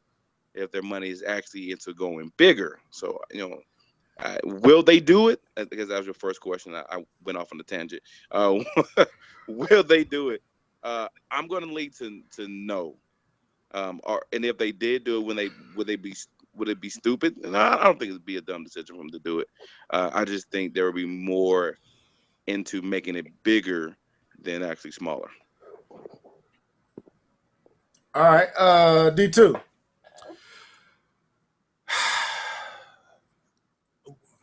Well, I'll say this. I don't know if there was some point in the development of the Switch where plans got switched, no pun intended, from what Iwata initially said to what we have now, because what he initially said does not in any way, shape, or form resemble what we have now. If Nintendo were going to follow suit, and that was their plan all along, is to release this part of the Switch family first, and to perhaps release a smaller portable only version of the Switch and a home console only version of the Switch, then I can say that makes sense. Because from this standpoint, everybody gets what they want. If you just want a home console, you get what you want. If you want a portable, you get what you want. If you want something that does both, you get what you want. And they all share the same operating system, just like what Iwata said. Now, if that's what their plan is going to be, and they're waiting until they can get certain things in place before they do the home console only portion of it later, then I say, okay, fine, do that. But if you're just going to make a smaller version of the Switch and that's it, that's brick stupid. I can't think of anything more dumb than that. I really can't. I mean, that makes no sense at all. I mean, I'm still scratching my head of why they even did the Switch in the first place when you had so many strong sales from the 3DS still. But, it is what it is. They did what they did. But, to make a Switch Mini, that's just overkill. Now you got the Switch itself, the Switch Mini, and the 3DS out there, and they themselves have not pulled back at all. They're not slowing down with the 3DS. They're still making games. They're still planning games in the future for it. So they're not planning on getting rid of it. So why would you? That doesn't make any sense. I don't see them just making a mini Switch by itself and that's it. Now I could see them making a revision to the Switch, like I talked about earlier, that would streamline it a little bit, or fix some of the problems, because Nintendo loves to make revisions of consoles. I mean, they made a revision of the Wii, they made a revision of the NES, revision of the SNES. They can make revisions of it to clean some things up. They might add some things, take some things away, but I can't see them just making a smaller version of the Switch. It just doesn't make any sense. If you want a smaller console, then you play the 3DS. You know what I'm saying? There's just no reason to do that. When I first saw this, I just thought it was some fans speculating, but I didn't know it was an actual thing that was floating around. But anyway, first of all, I would say I don't see this being a move that Nintendo should make, especially shouldn't even be, if it is true, this shouldn't be being talked about right now. But I look at the success of the Switch, like it's already unmoved. What they said, it unsold 2.4 million systems, and Zelda sold more. Like in America, it sold 900,000 systems, and Zelda sold 900 million. I would say, boy, that game 900,000. And Zelda Breath of the Wild has sold 1.2 million systems, so it's selling more than actual Switch devices. That is, they sold more Switch Zelda games than actual Switch devices. So I mean, they're in a good place. So I don't see the point, unless they're going to do something like what they did with the 3DS and the 2DS, whereas the 2DS was strictly for kids. I can see that because of the Switch is the type of device that, to me, just ain't really kid friendly. No. I saw it from when they first announced it to owning it. I do not let my daughter touch this thing. I do not let my son touch it. It's too easy to drop. It's too fragile. It's too many chances of something breaking, scratching, chipping, cracking. Too much money that I've dropped into a device that I'm going to put in the hands of my 6-year-old. So if the Switch is to address that, or Switch Mini is to address that problem, because it is a problem, the Switch just ain't kid friendly. No. I can see that as a possibility, but just to drop a Switch Mini, just to drop one, no. That, to me, I'm with D2K. That's balling with bricks. I don't think that's balling right. So hopefully this is just more rumor that Nintendo ain't really contemplating this. Or if it is, it's something that's way down the road, not nothing they looking at doing the next year or so. I will see. I just don't think that's a wise move. Maybe a revision of the Switch, like you were saying, D2K, or a revision of a dock, or a more powerful Switch in 2 years. Yes, I can see that, because they in that tablet mobile lane. They can do that and it makes sense. And but Switch Mini don't make sense to me unless they trying to target kids. That makes sense. Go ahead. Well, I mean, if they were going to go, I mean, like I said, there were still the rumors of them, the whole supplemental computing device thing. And, if that could be like a dock that actually has a GPU built into it, and you slap it in there and it increases the power of the Switch. And then you have your power that can at least, compete with the power levels of PS4 Pro. If at the very least, and that would be something that, it would just keep Nintendo in the game, so to speak. It wouldn't be like the kid brother at the party. They'd be like, yeah, we in there. We can stop the big dogs a little bit. We ain't on Scorpio levels, but we ain't running from nobody, Right. So that would be good to have that just for the people who want it. And it doesn't interfere with anything else anybody else has been doing with the Switch. So, that may be something that they might announce at E3, the SCD, because there's too much smoke. There's too much smoke for that not to be fire with that. So I think that we're going to hear about that at some point. Maybe not this year, but that is coming at some point. But I agree with that. I see that. I see something that can improve the experience far from a technical and powerful or visual standpoint. Yeah, I definitely see that happening. So right, yeah, and I agree with you. And I do, and they may actually also, have like a more powerful Switch itself, because, since the Switch uses a Tegra X1, they can easily just make a switch that uses the Tegra X2, the Parker chip, and they wouldn't have to change anything else because the architecture is the same for the most part, just more powerful version of it. So, whatever worked with the Switch that you have right now should work with that, and it'll be more powerful. So it will be a lot easier, and it will still be rather relatively inexpensive for them to do that, because I'm pretty sure they still have a deal with NVIDIA and all that type of stuff. So, I mean, they have options available to them that would not hurt the Switch, the momentum that it has, and confuse the consumer base and saying, okay, well, what's this smaller Switch about? Why do I need this? That's the question that people will be asking. Why do I need this? What's wrong with the big one? Yeah, that's my thing. I don't think the Switch Mini really makes sense.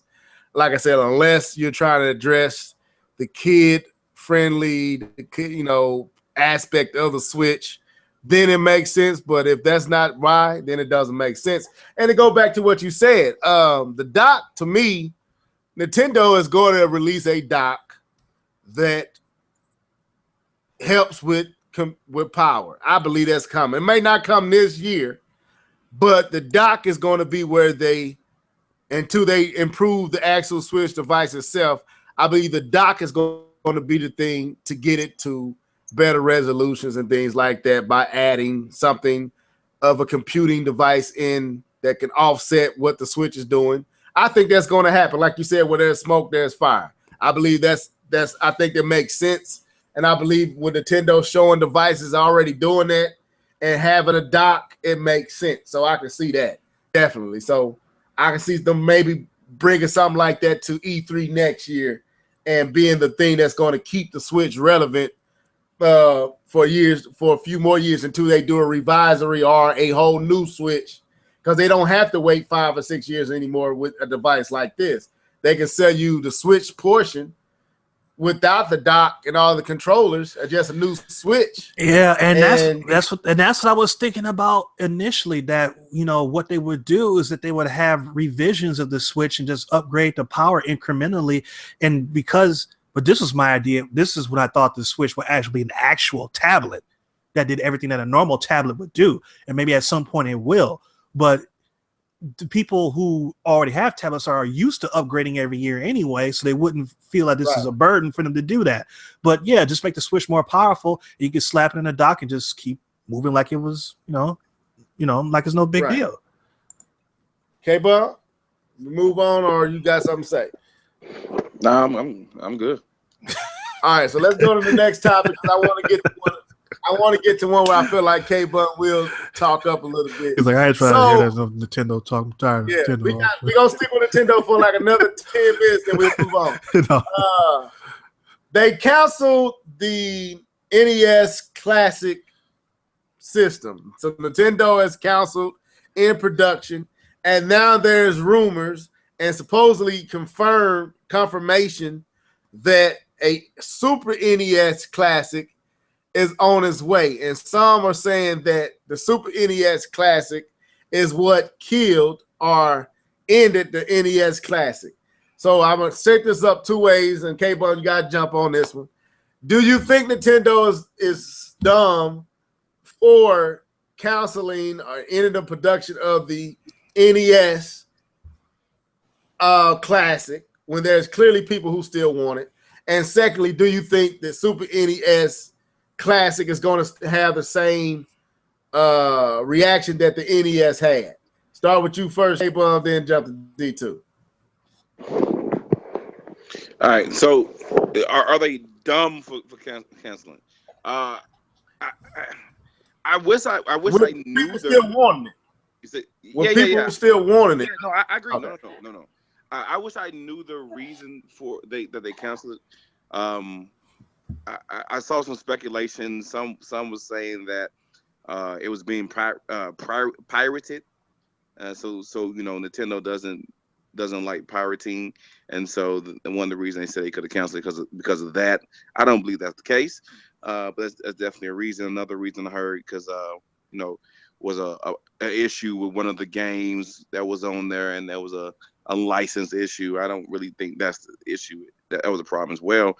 Another issue, another point I heard was them talking about the SNES version coming out, but that doesn't make sense either to cancel, because it's not. I mean, there's two different genres of games and two different types of games when you compare the NES to what the SNES did. So I wish I actually knew their reason for doing that, and without knowing that and just speculating on what we do know, I think they were. Um, I don't think it was a good decision to actually stop production of the NES, because there were a lot of people who really wanted this game, this system. I know for a lot of people who would say it to me, I would tell them I can do the same thing on my Fire TV, even though partially illegal if you don't own the ROMs. But that's beside the point. But you could do the same thing with the Fire TV. So to me, I didn't see the need or the want for a system like that. But I know with people who are less technical than I am, were all over this thing, and people were buying this in droves, and they couldn't keep in the stock.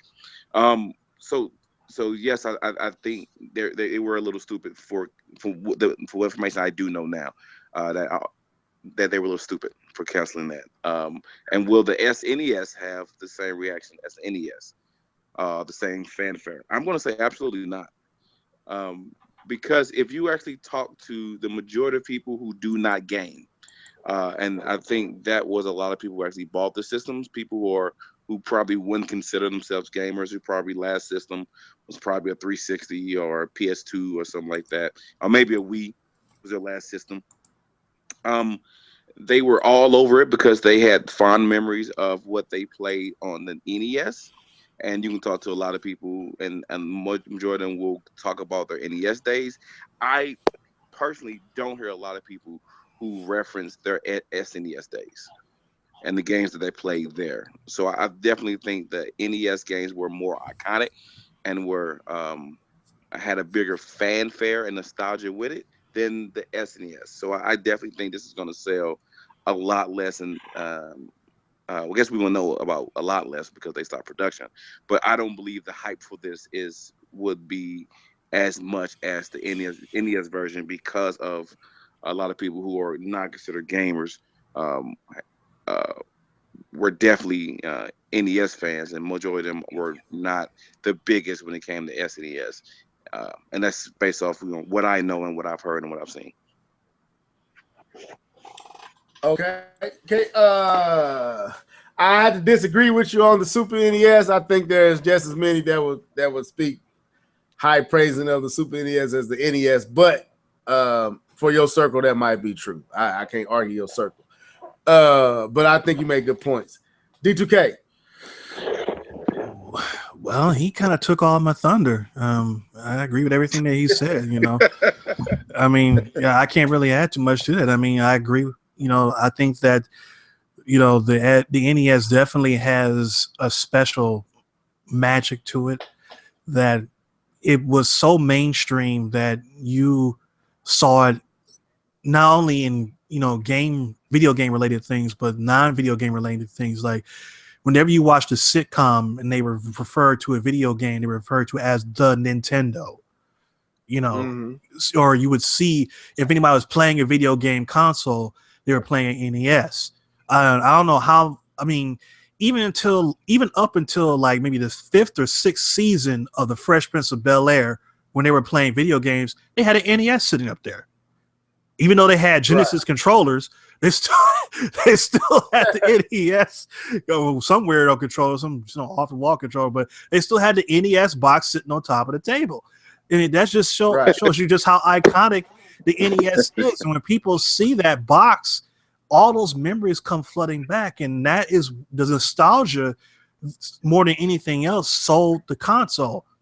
And I think that what Nintendo really should have done is, instead of coming out with an SNES Classic, if that's what they're going to do, is coming out with a better version of the NES Classic, which has a lot more games and much longer cords to the controllers.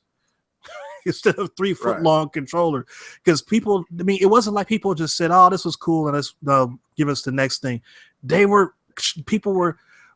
more buzz over the NES Classic than there was at the Switch after the Switch reveal. You know, that's how big this got. I mean, people were like, where's the NES Classic? You know, and now, I mean, there's going to be buzz for the SNES Classic if they do this. But like K-Bomb said, is like, it doesn't have the same sweet spot that the NES did. I mean, the SNES has some fantastic games, some memorable games, but it just, you know, it just didn't have that special thing that the NES does. Certain consoles just have something special. The NES was special. The Atari 2600 was special. The Dreamcast was special. You know, the Wii was special. You know, there's just certain the Xbox 360 was special.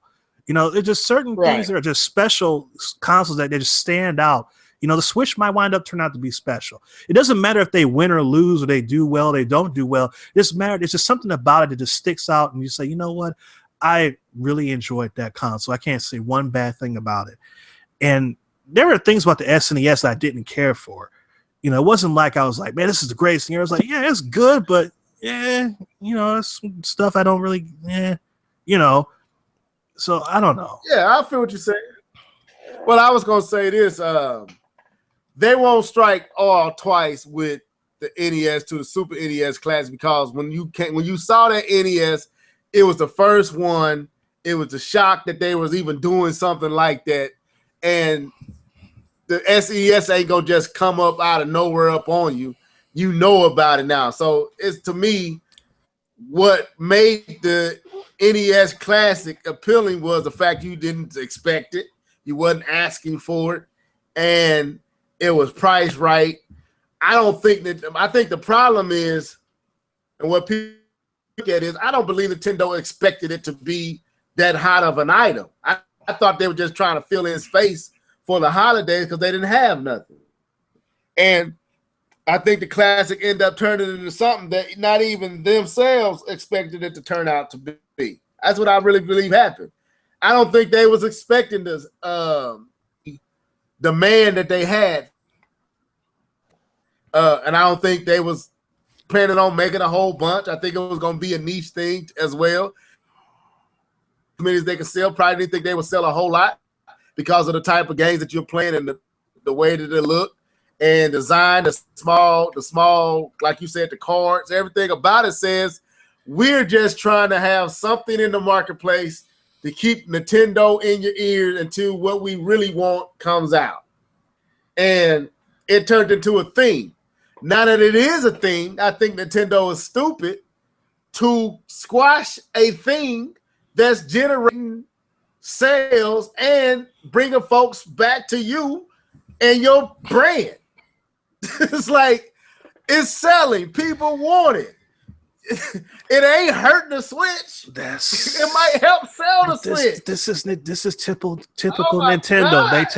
They take one step forward, 2 steps back. This is what Nintendo does. Whenever they have something good, okay, how can we screw it up? They do this all of the time. Listen to this, man. My cousin, female cousin, called me from St. Louis. She asked me, she's like, she said my real name. Are you getting the Switch? I was like, yeah. She always asks me what I'm getting. And her son had a bet that I was going to be getting the Switch. She saw it on TV. And she's like, is it worth getting? I was like, well, I mean, depending on what type of games you're looking for or whatnot. I don't want to tell anybody to get nothing after the Wii U experience. I don't want to recommend nothing too fast and have everybody looking at me like I bought that because you told me to. So I was kind of hesitant to really push her to buying it. I was like, I'm getting it, but I don't know what you're looking for. And when she was like, I want old school games. Have you heard about that NES Classic? I was like, yeah. She said, I want that. Now, this is my cousin. She's 35, 36 years. Yeah, 36. She wanted the NES Classic for what she remembered back when we was kids. Mm-hmm. And it was making her ask questions about the Switch. And will those type of games also be on the Switch? So the games I can get on the NES Classic, can I get that on the Switch too? I was like, you would have games like that but I don't know if they have those games. Well, they eventually will with the Virtual Console. She's like, oh, well, we're gonna go check it out, and I'm gonna see if I can find one of those those NES Classics too. That's what the Switch meant. That's what the NES Classic was doing, man.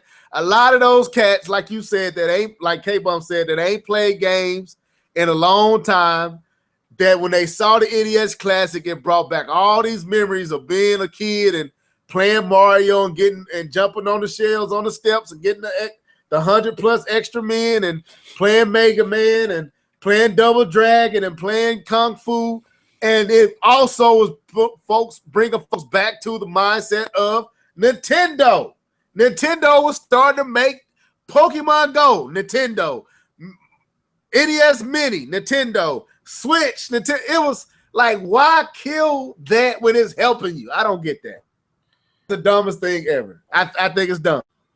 I'm sorry. I don't mean to offend nobody, but to me, killing the NES Switch Mini is a dumb idea, and bringing out the Super NES Mini is you assuming that people are going to do the exact same. That's a dumb idea. I don't think you're going to strike all twice there. I think the NES thing was a thing, and you need to stick with that and leave the Super NES thing alone. That's my opinion. Yeah, I agree. Okay, K-Bum? Yeah, no. Don't act like you waking up. No, I agree. I agree as well. I mean, I thought I said it in my comment that, yeah, definitely DK said it was that magic that the original had, and you're losing that with the NES, and like you said, I don't think they're going to strike oil twice, and so definitely not the best decision for them, and they may do more harm. Well, probably won't do a lot of harm because it's not a lot of money they'll lose even by producing. They're not going to put a whole lot out there, but still, right? They may be missing the point here. Right, I think they are. So let's move on to this last topic. Give us about 15 minutes and we'll get out of here. So, K-Bum, you're going to enjoy this. Dale Bird, you're not going to enjoy this. Anyway, so we've been talking about Microsoft. We talked intensely about Microsoft. We talked about Nintendo a little bit less, this time because we've been burning Nintendo up for the last few weeks. So I felt like let's go a different direction. Sony has been quiet. Now, let me say this. Outside of View, I've been watching commercials. All I see is View this and get your channels through View, and you can watch HBO and everything through View. But when it comes to gaming, Sony has been quiet. Like, they did their Pro thing, they did their VR thing, and they just been quiet. K-Bum, what's up with your boys? What's up with your peoples, man? What's going on with Sony? All this View stuff, man. They trying to go cable. What they doing? Man, they are making money is what they doing.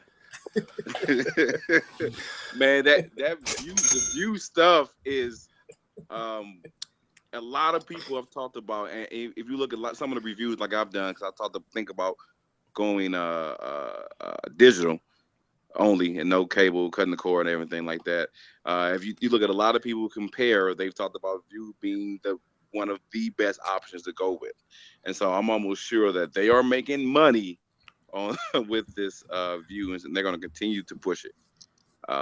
But as far on the game side and their quietness, there's a lot of big games that have absolutely no dates. Days Gone, The Last of Us 2,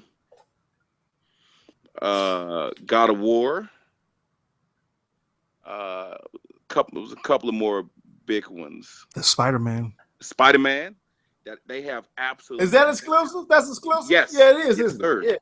they have absolutely 0 dates. What would be amazing if you come to E3 and they talk about all these are coming out this year?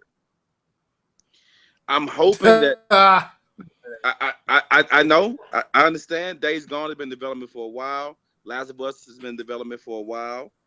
Probably like 2-3 years. I hope they don't spend an hour on View. That's what you better not hope. No, go ahead. They're still about. It's still about the games. Still about the games that they've been.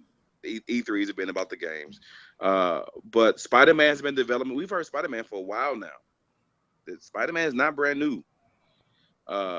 And you know, there's 0 dates for these games. The newest one may be God of War. I think that's the newest game that we have heard of in the list that I gave you. So that one most likely will not come out this year. But for the other ones, definitely. I gotta go look at that one. I ain't seen God of War in a minute. I gotta go check that out. That video, refresh my memory on it. Yeah. So I mean, I hope because they don't. They're sitting in a position they don't have to walk around beating their chest because the cell numbers is doing it for them. And so what I'm hoping is that they're sitting back waiting to just drop bomb after bomb when it comes to E3, because like these games have absolutely, they don't have a tentative date. All they have a TBA. There's no 2017, no first quarter of 2018, no fourth quarter of 2019. There's absolutely 0 dates. And so that's what I'm hoping, that they can start dropping some bombs for this E3, because they're not in a position where they need to make you buy their systems. And I hope, I'm surprised they haven't been loud with the VR. That makes me a little nervous, because that's your newest venture and you should be making noise with that. So that quietness makes me nervous when it comes to VR. Makes me wonder if they have anything for that. But for their other big games that we already know are out there, they have not really made too much noise about it. From that, I'm hoping that because they're going to drop some bombs in E3 and let us know what's really happening with those games behind the scenes. So, and also, I also looked at some other games that came out a while ago that have not seen another sequel. One of those games has been Levelhead's favorite game, The Order. That game.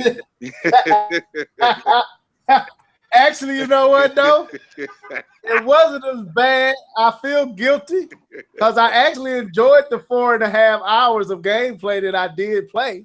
I actually enjoyed it. But go ahead, man. Yeah. What's up, Keith? What's up? Yo, what's up, Keith? So they already talked about that engine was not going to be a one-hitter quitter. So there's going to be a sequel to that coming out. And another game, Infamous. You have not heard anything from Naughty Dog. Not Naughty Dog. That's Insomniac, I believe. They've been a little quiet too. Yeah, and that came out, I think it's 2014. Infamous Second Son came out, and the DLC came out either later that year or the next year. So that's 2-3 years. It came out the top of two. It came out the top of 14 too. So March. That's a full year. Mm-hmm. So that's 2-3 years to get another game in development, and you know they definitely like Infamous, and it does sell. And so we should be hearing something, hopefully another one around this time, because I really thought the third one brought back the same magic that the first one did.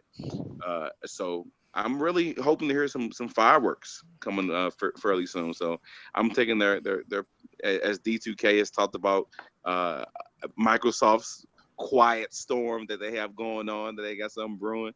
I definitely feel that Sony is in position to be hushed, and with these no dates for those big games to drop some bombs in the next coming months.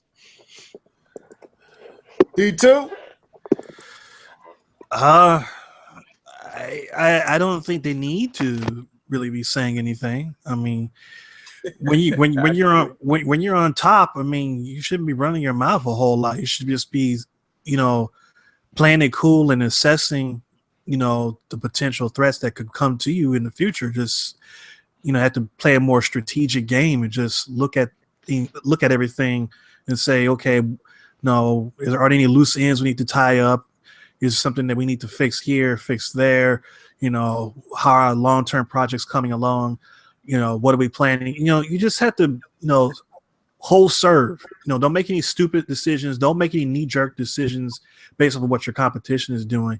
If the people like what you're doing, and keep doing it, like the old saying goes, if it ain't broke, don't fix it. So don't try to fix it. You know, whatever Sony is doing works. So just keep doing that, and they should be okay. And I think that they'll have a lot of games that they'll announce at E3 that are coming this year. I'm not sure if they're the ones that they announced last year, but they'll announce some games that will be coming this year. We all know that Sony is notorious for announcing games that are in development for a long period of time. They ain't even in development yet. or you know, and sometimes they become vaporware. You know, Yeah. I'm kind of concerned that Final Fantasy VII Remake might turn into vaporware, because what I've been hearing from them is not good in terms of development. I mean, it sounded too ambitious from the beginning, and now it seems like it's being stretched out even thinner. So we'll see what happens with that. But, you know, I haven't heard anything about Shenmue 3. I haven't heard anything about Kingdom Hearts 3. You know, there's just a lot of stuff that we heard about from E3s like 3-4 years ago. We still haven't heard anything about. So hopefully we can get some. Yeah, that's 2017 too. And that Kingdom Hearts. Yeah, Kingdom Hearts 3, and I want to bring this up, but I'll bring it up in the next part. Reason I didn't bring it up because Keith wasn't here, and I wanted him to be here to talk about these 20 Unreal Engine 4 games that are plus games that are supposed to be coming to the Switch. But I think one of those games is going to be not Killer Instinct, but Kingdom Hearts 3, because it's made by Square Enix and it's a Unreal Engine 4 build game. So anyway, we're going ahead. I don't know about that, but that's another conversation. Reason I say that because of what Square Enix had to say. They said they got a lot of games now playing for the Switch, and a few of them are Unreal Engine 4 built games. So now we do know one of them was. I can't remember all what they said though. But go ahead, Keith. Yeah. We talking about Sony? Yeah. We said why Sony been so quiet. All we've been hearing about is View. Every commercial I see today, Sony base is about View and maybe Horizon Zero Dawn. But I think both D2K and K-Bum is basically hitting on them. But I want to get your thoughts too, since you're here. Yeah. First of all, I want to say I can't wait to go back and listen to what y'all are talking about. Just want to throw that out there. Man, I was listening to D2K and I 100% agree with him. Don't make any stupid moves. Just kind of pay attention to the competition, because you've already won gaming, you know. So why don't we just try some different avenues like the View and all this other things? But as far as like gaming, I know you mentioned like, why are they not saying anything about gaming? Because they've already got it. That people trying to catch up to them. Microsoft trying to catch up to them, just to put it out there. You know what I mean? So they might well just keep pace doing what they're doing because people already like it. So what's the point of trying to switch it up? There's no reason to be afraid. We're the kings. You know what I mean? They're coming for us. Right. So I don't. Yeah, they don't even have to do nothing. One thing I have to commend Sony on: PlayStation 4 is selling itself. Sony ain't even got to do much. Nope. For whatever reason, it's just selling. And maybe it's because everybody else buying it, so people feel like that's a system I got to get. I don't know. But it's selling, and it ain't stopped selling, and it don't look like it's going to stop selling anytime soon. So you're right. I wanted to mess with Dev Bird, and I want to get some Sony talk with K-Bum. So, but yeah, I agree. I agree with D2K and K-Bum and what you just said, Keith. They don't have to say nothing. All they got to do is strategize how to offset what everybody else is saying.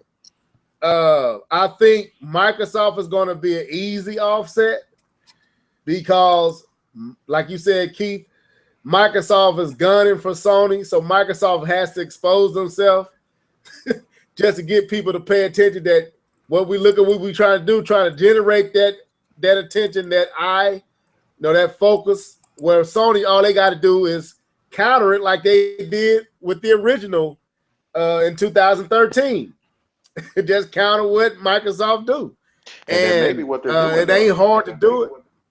Right. I think that's what they're going to do. I think the Switch is another beast because it's like I believe it's different because it's Nintendo, and Nintendo has successfully carved out their own lane in a way that Sony can't do what Nintendo do, because Nintendo ain't trying to do what they both them two platforms are trying to do. So, but they could definitely one up Microsoft, and that's why I feel like Microsoft is in a bad spot, man. It's just in a bad spot. I feel sorry for them. I really do.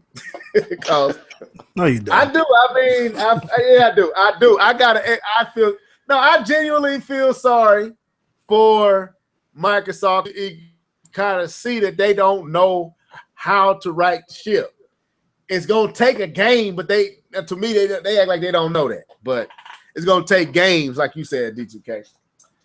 But yeah, you're right, K-Bomb. Microsoft, Sony don't have to say anything right now. They win, and what all we talk for us. When you see the numbers for the month, and Sony sold 50,000 platforms this month, that says it all. What else do I need to say? Yeah. I think it was K-Bomb who was saying, he was bringing up The Last of Us 2. I mean, once Microsoft at E3, they say, hey, look, we got Scorpio, and Sony was going to be like, well, you can't play The Last of Us 2. You can't play what's the game? God of War, the new one. You can't play this. You can't play that. So that's pretty much all they got to do. If they try to come back with some hardware, that'd be suicide, in my opinion.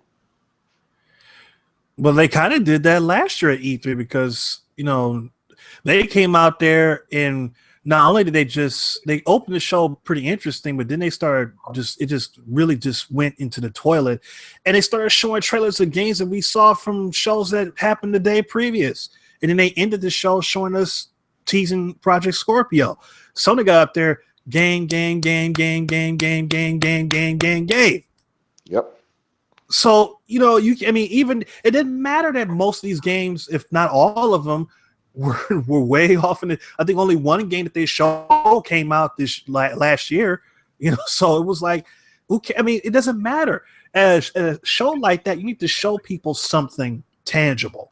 It doesn't matter if it's not coming out for a year or 2 or 3. Just show me something. Don't tell me about the console. I don't care about the console. Show me what can I do on this console. Even with Nintendo with the Switch reveal, they talked about the console a little bit, but they spend most of the time talking about games. What type? Go ahead. Go on, finish what you're saying. And and people say, well, I can't wait to play this on the Switch. I can't really play that on the Switch and this on the Switch, and start thinking about possible games they can play on the Switch later on when they release the list of games. Supposed games of air quotes, because a lot of those games probably aren't going to come out because, the developers, companies do that all the time. They do these big lists of all these games that are coming, and probably only about 55 to 60% of those games actually make it to the console. But still, it gives you hope that those games are coming. Deep down. Yeah, exactly. The games that come vaporware, or games that they just say, we're not going to put it on there just for whatever reason. But still, it gives you hope that those games are coming. It gives you a reason to go out and buy the console. But Microsoft is saying it's the most powerful console ever. That is all. That's not going to get. And that's what I was going to say. This is what I was going to say to that D2K. The truth hit it on the nail in the comment section where he says, like, when Nintendo got this. That's why I said I don't think Sony can offset Nintendo. It's because Nintendo has trump cards. They can pull out a Monster Hunter. They can pull out a Pokemon. They can pull out a Metroid. They got things to turn to that's going to keep like they did with Zelda. In that E3, everybody I thought it wouldn't work, but it worked. They can do that because they have enough IP power to do that. Sony sales is doing it. You don't have to say anything. I'm number one in sales. I've already won 8th generation. I'm 30 million platforms ahead of the next competitor. There is no competition. That's all they got to say, and show you more of what they've been showing you. Microsoft has a hill to climb. Like, these brothers got a hill to climb, man. And it's like, dude, if you don't show and prove this year, yeah, you got this powerful platform, and yes, we excited that you got 6 teraflops, but what does it look like in the game? You know what I'm saying? And if I can play it on the Xbox OG or the one regular original, do I need the Scorpio? It's like, dude, this is bad, man. This is a bad place. It's bad, man. So, and like I just said in the comments section, I think Deborah said that if Nintendo releases Pokemon Game Over, I said when Nintendo releases Pokemon Game Over, because we already know they're working on a game for the Switch, and when that happens, what? I mean, you like you just said a few minutes ago, Nintendo's carving out their own lane with the Switch. There's nothing that they can do that can even begin to touch something like that. You can't combat against a Pokemon game. There's nothing you can do against that. And that's literally going to sell millions of copies of the Switch. People are going to buy the Switch like crazy just to play that Pokemon game. What are you right? What is your answer? What could your answer possibly be for that? Sony can do things, but Microsoft, what could you do? What can you do? Nothing.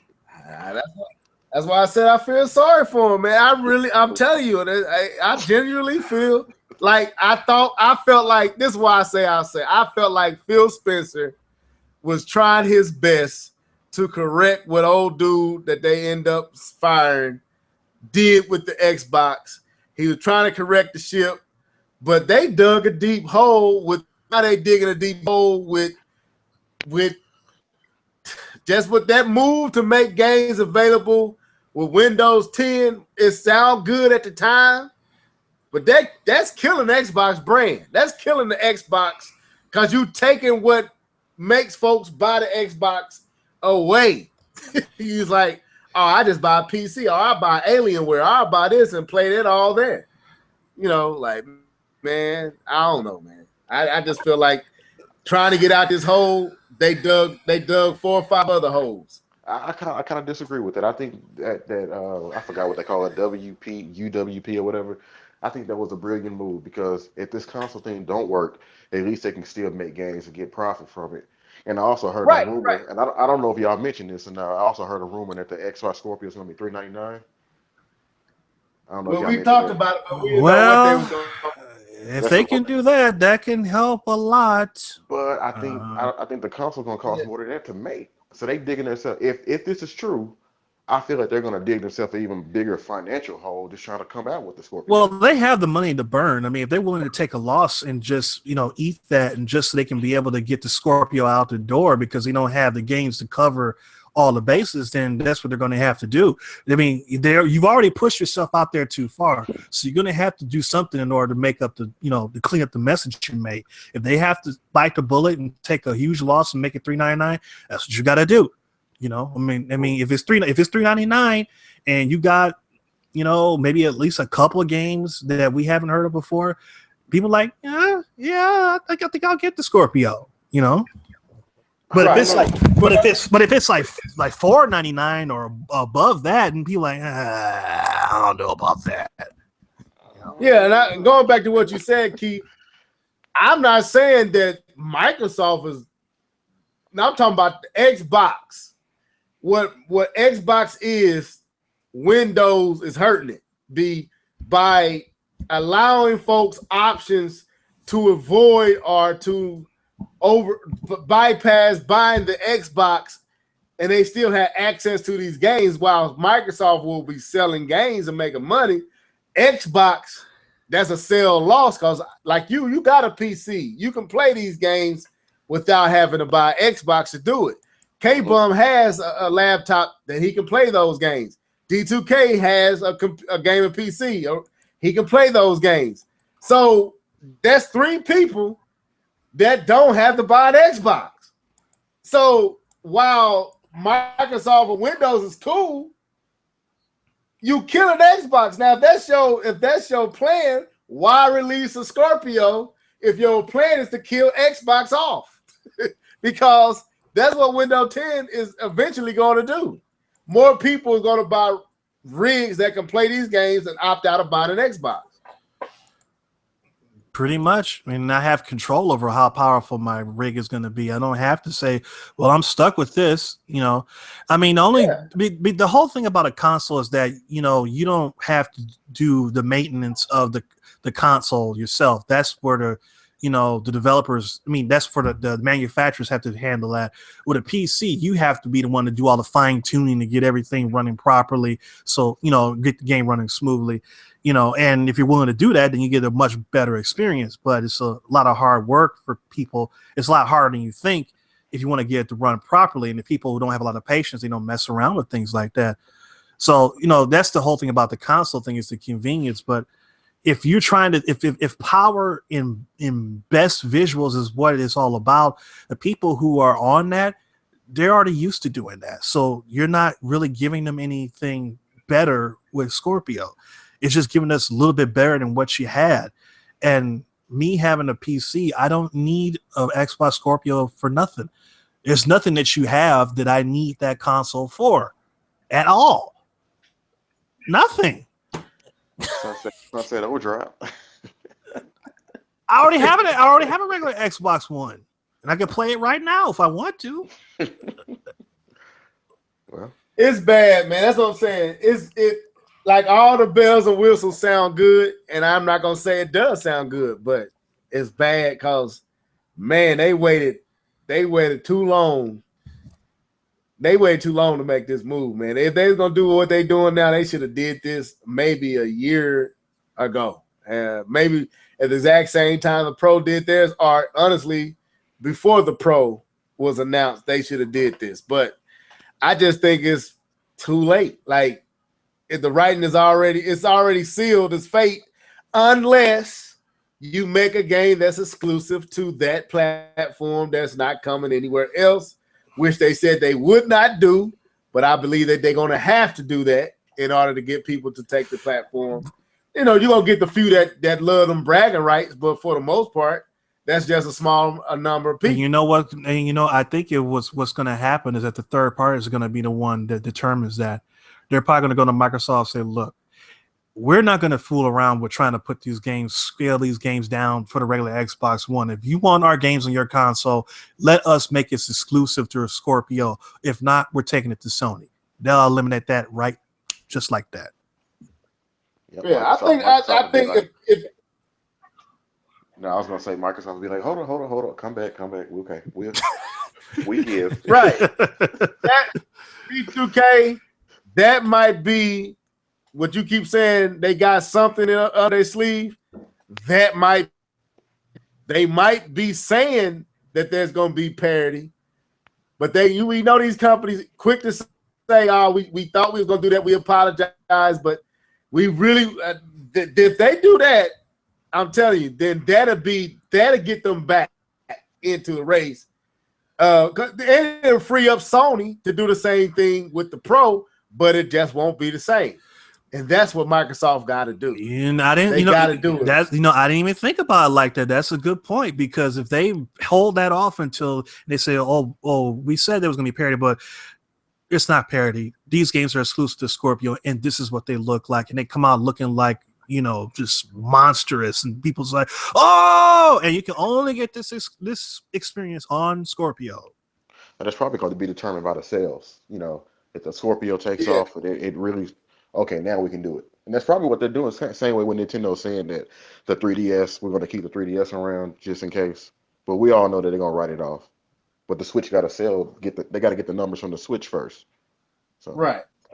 And that's what I believe, man. I believe that if they have any ace up their sleeve, they got a game that's exclusive to the Scorpio that's going to take full advantage of what that platform can do.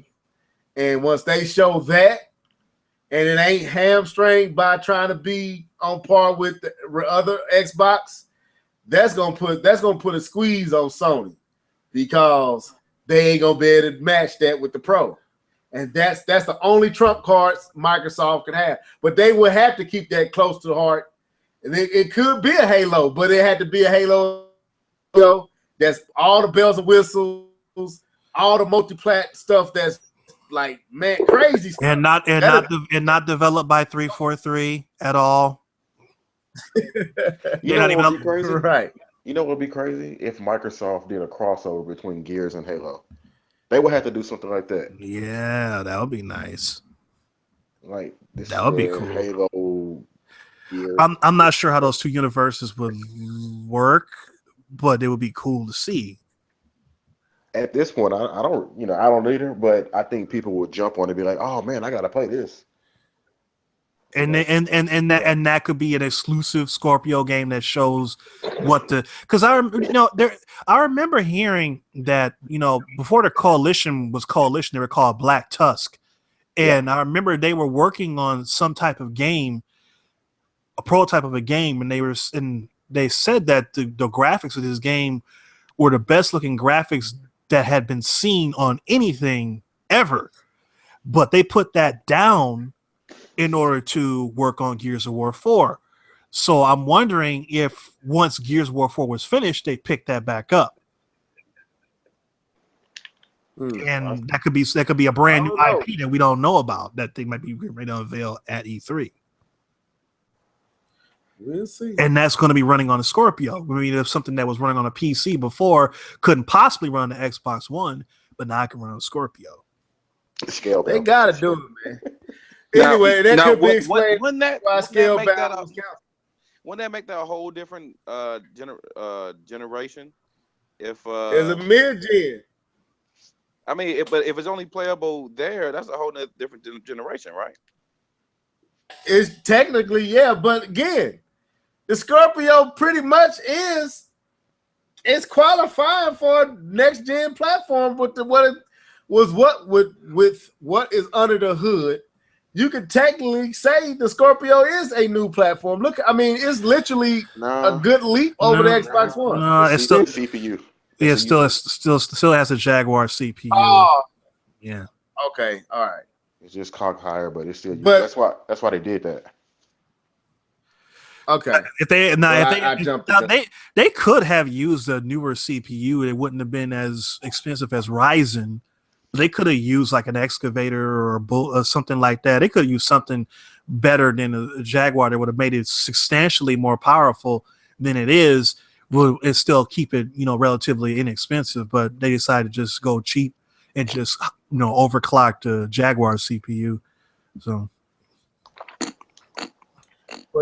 but anyway, we're gonna have to go and end it here, guys. I think we pushing right at 2 hours. So, Keith, man, it was nice to have you on towards the end, man. Yeah, I had to come in. I was like, man, I can't wait to see what they're talking about because my wife and my son was. I think we had a good one, man. Nice. You got a little.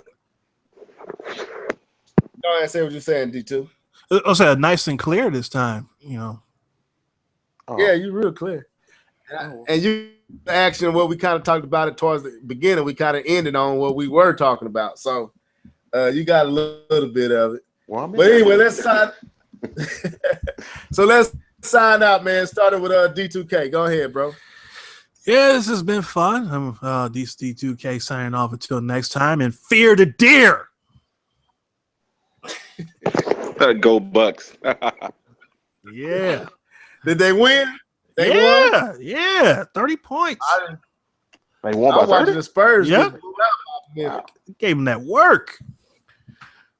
Spurs getting blew out. The Spurs the Spurs getting blew out. Hold on. 90-69. What? Oh, wow. Well, 91-69. With 7 minutes in the fourth. Go ahead, K-Bomb. That's over. Yeah, For sure. For sure. This is K-Bomb 20 signing out. You guys may not be available for the next couple of podcasts, especially if we have them on Sunday. Yeah, man. I'm going to be Go ahead. leaving on a jet plane in a little bit. So definitely have to catch up with you guys another time, man. But time being, I enjoyed the podcast today, and I'll holler at y'all. Yeah, man. We pray safe travels over you, bro. Man, hope you pray to get there safe and get back safe and enjoy yourself, man. And thank you, sir. London, man. Stay away from super tourist attraction places, man. We don't want to hear. I was messing with you. I know I might have to get a strap or something like that. I don't know. Yeah, get you something, man. ISIS, bro. Ice. No, that's anyway. Go ahead, Keith. Hey, it's been I guess it's been a good podcast. I mean, you know, a little part that I had. It was fun. Got a chance to talk with the boys. I'm gonna try to jump on that plane with K-Bomb, you know what I'm saying? Just make sure you don't say your name when you're at the airport, you know what I'm saying? Don't say K-Bomb. Nah. No, it's been real, man. I can't wait to hit rewind. Until next time. All right. Till next time. All right, people, this is your boy Levelhead, man. Like I said, this has been a Live and Level Gamers podcast 97. Where are the games? Anyway, till next time, folks, hopefully we'll be on with Jedi Knight Sunday, and I might even have a few special guests on as well. So stay tuned for that. Just got to make sure Jedi can be there, which I think he said he will be. So we'll be on Sunday, you know, to chop it up with him as well. So stay tuned for that. But till next time, folks, it is what it is. Deuces.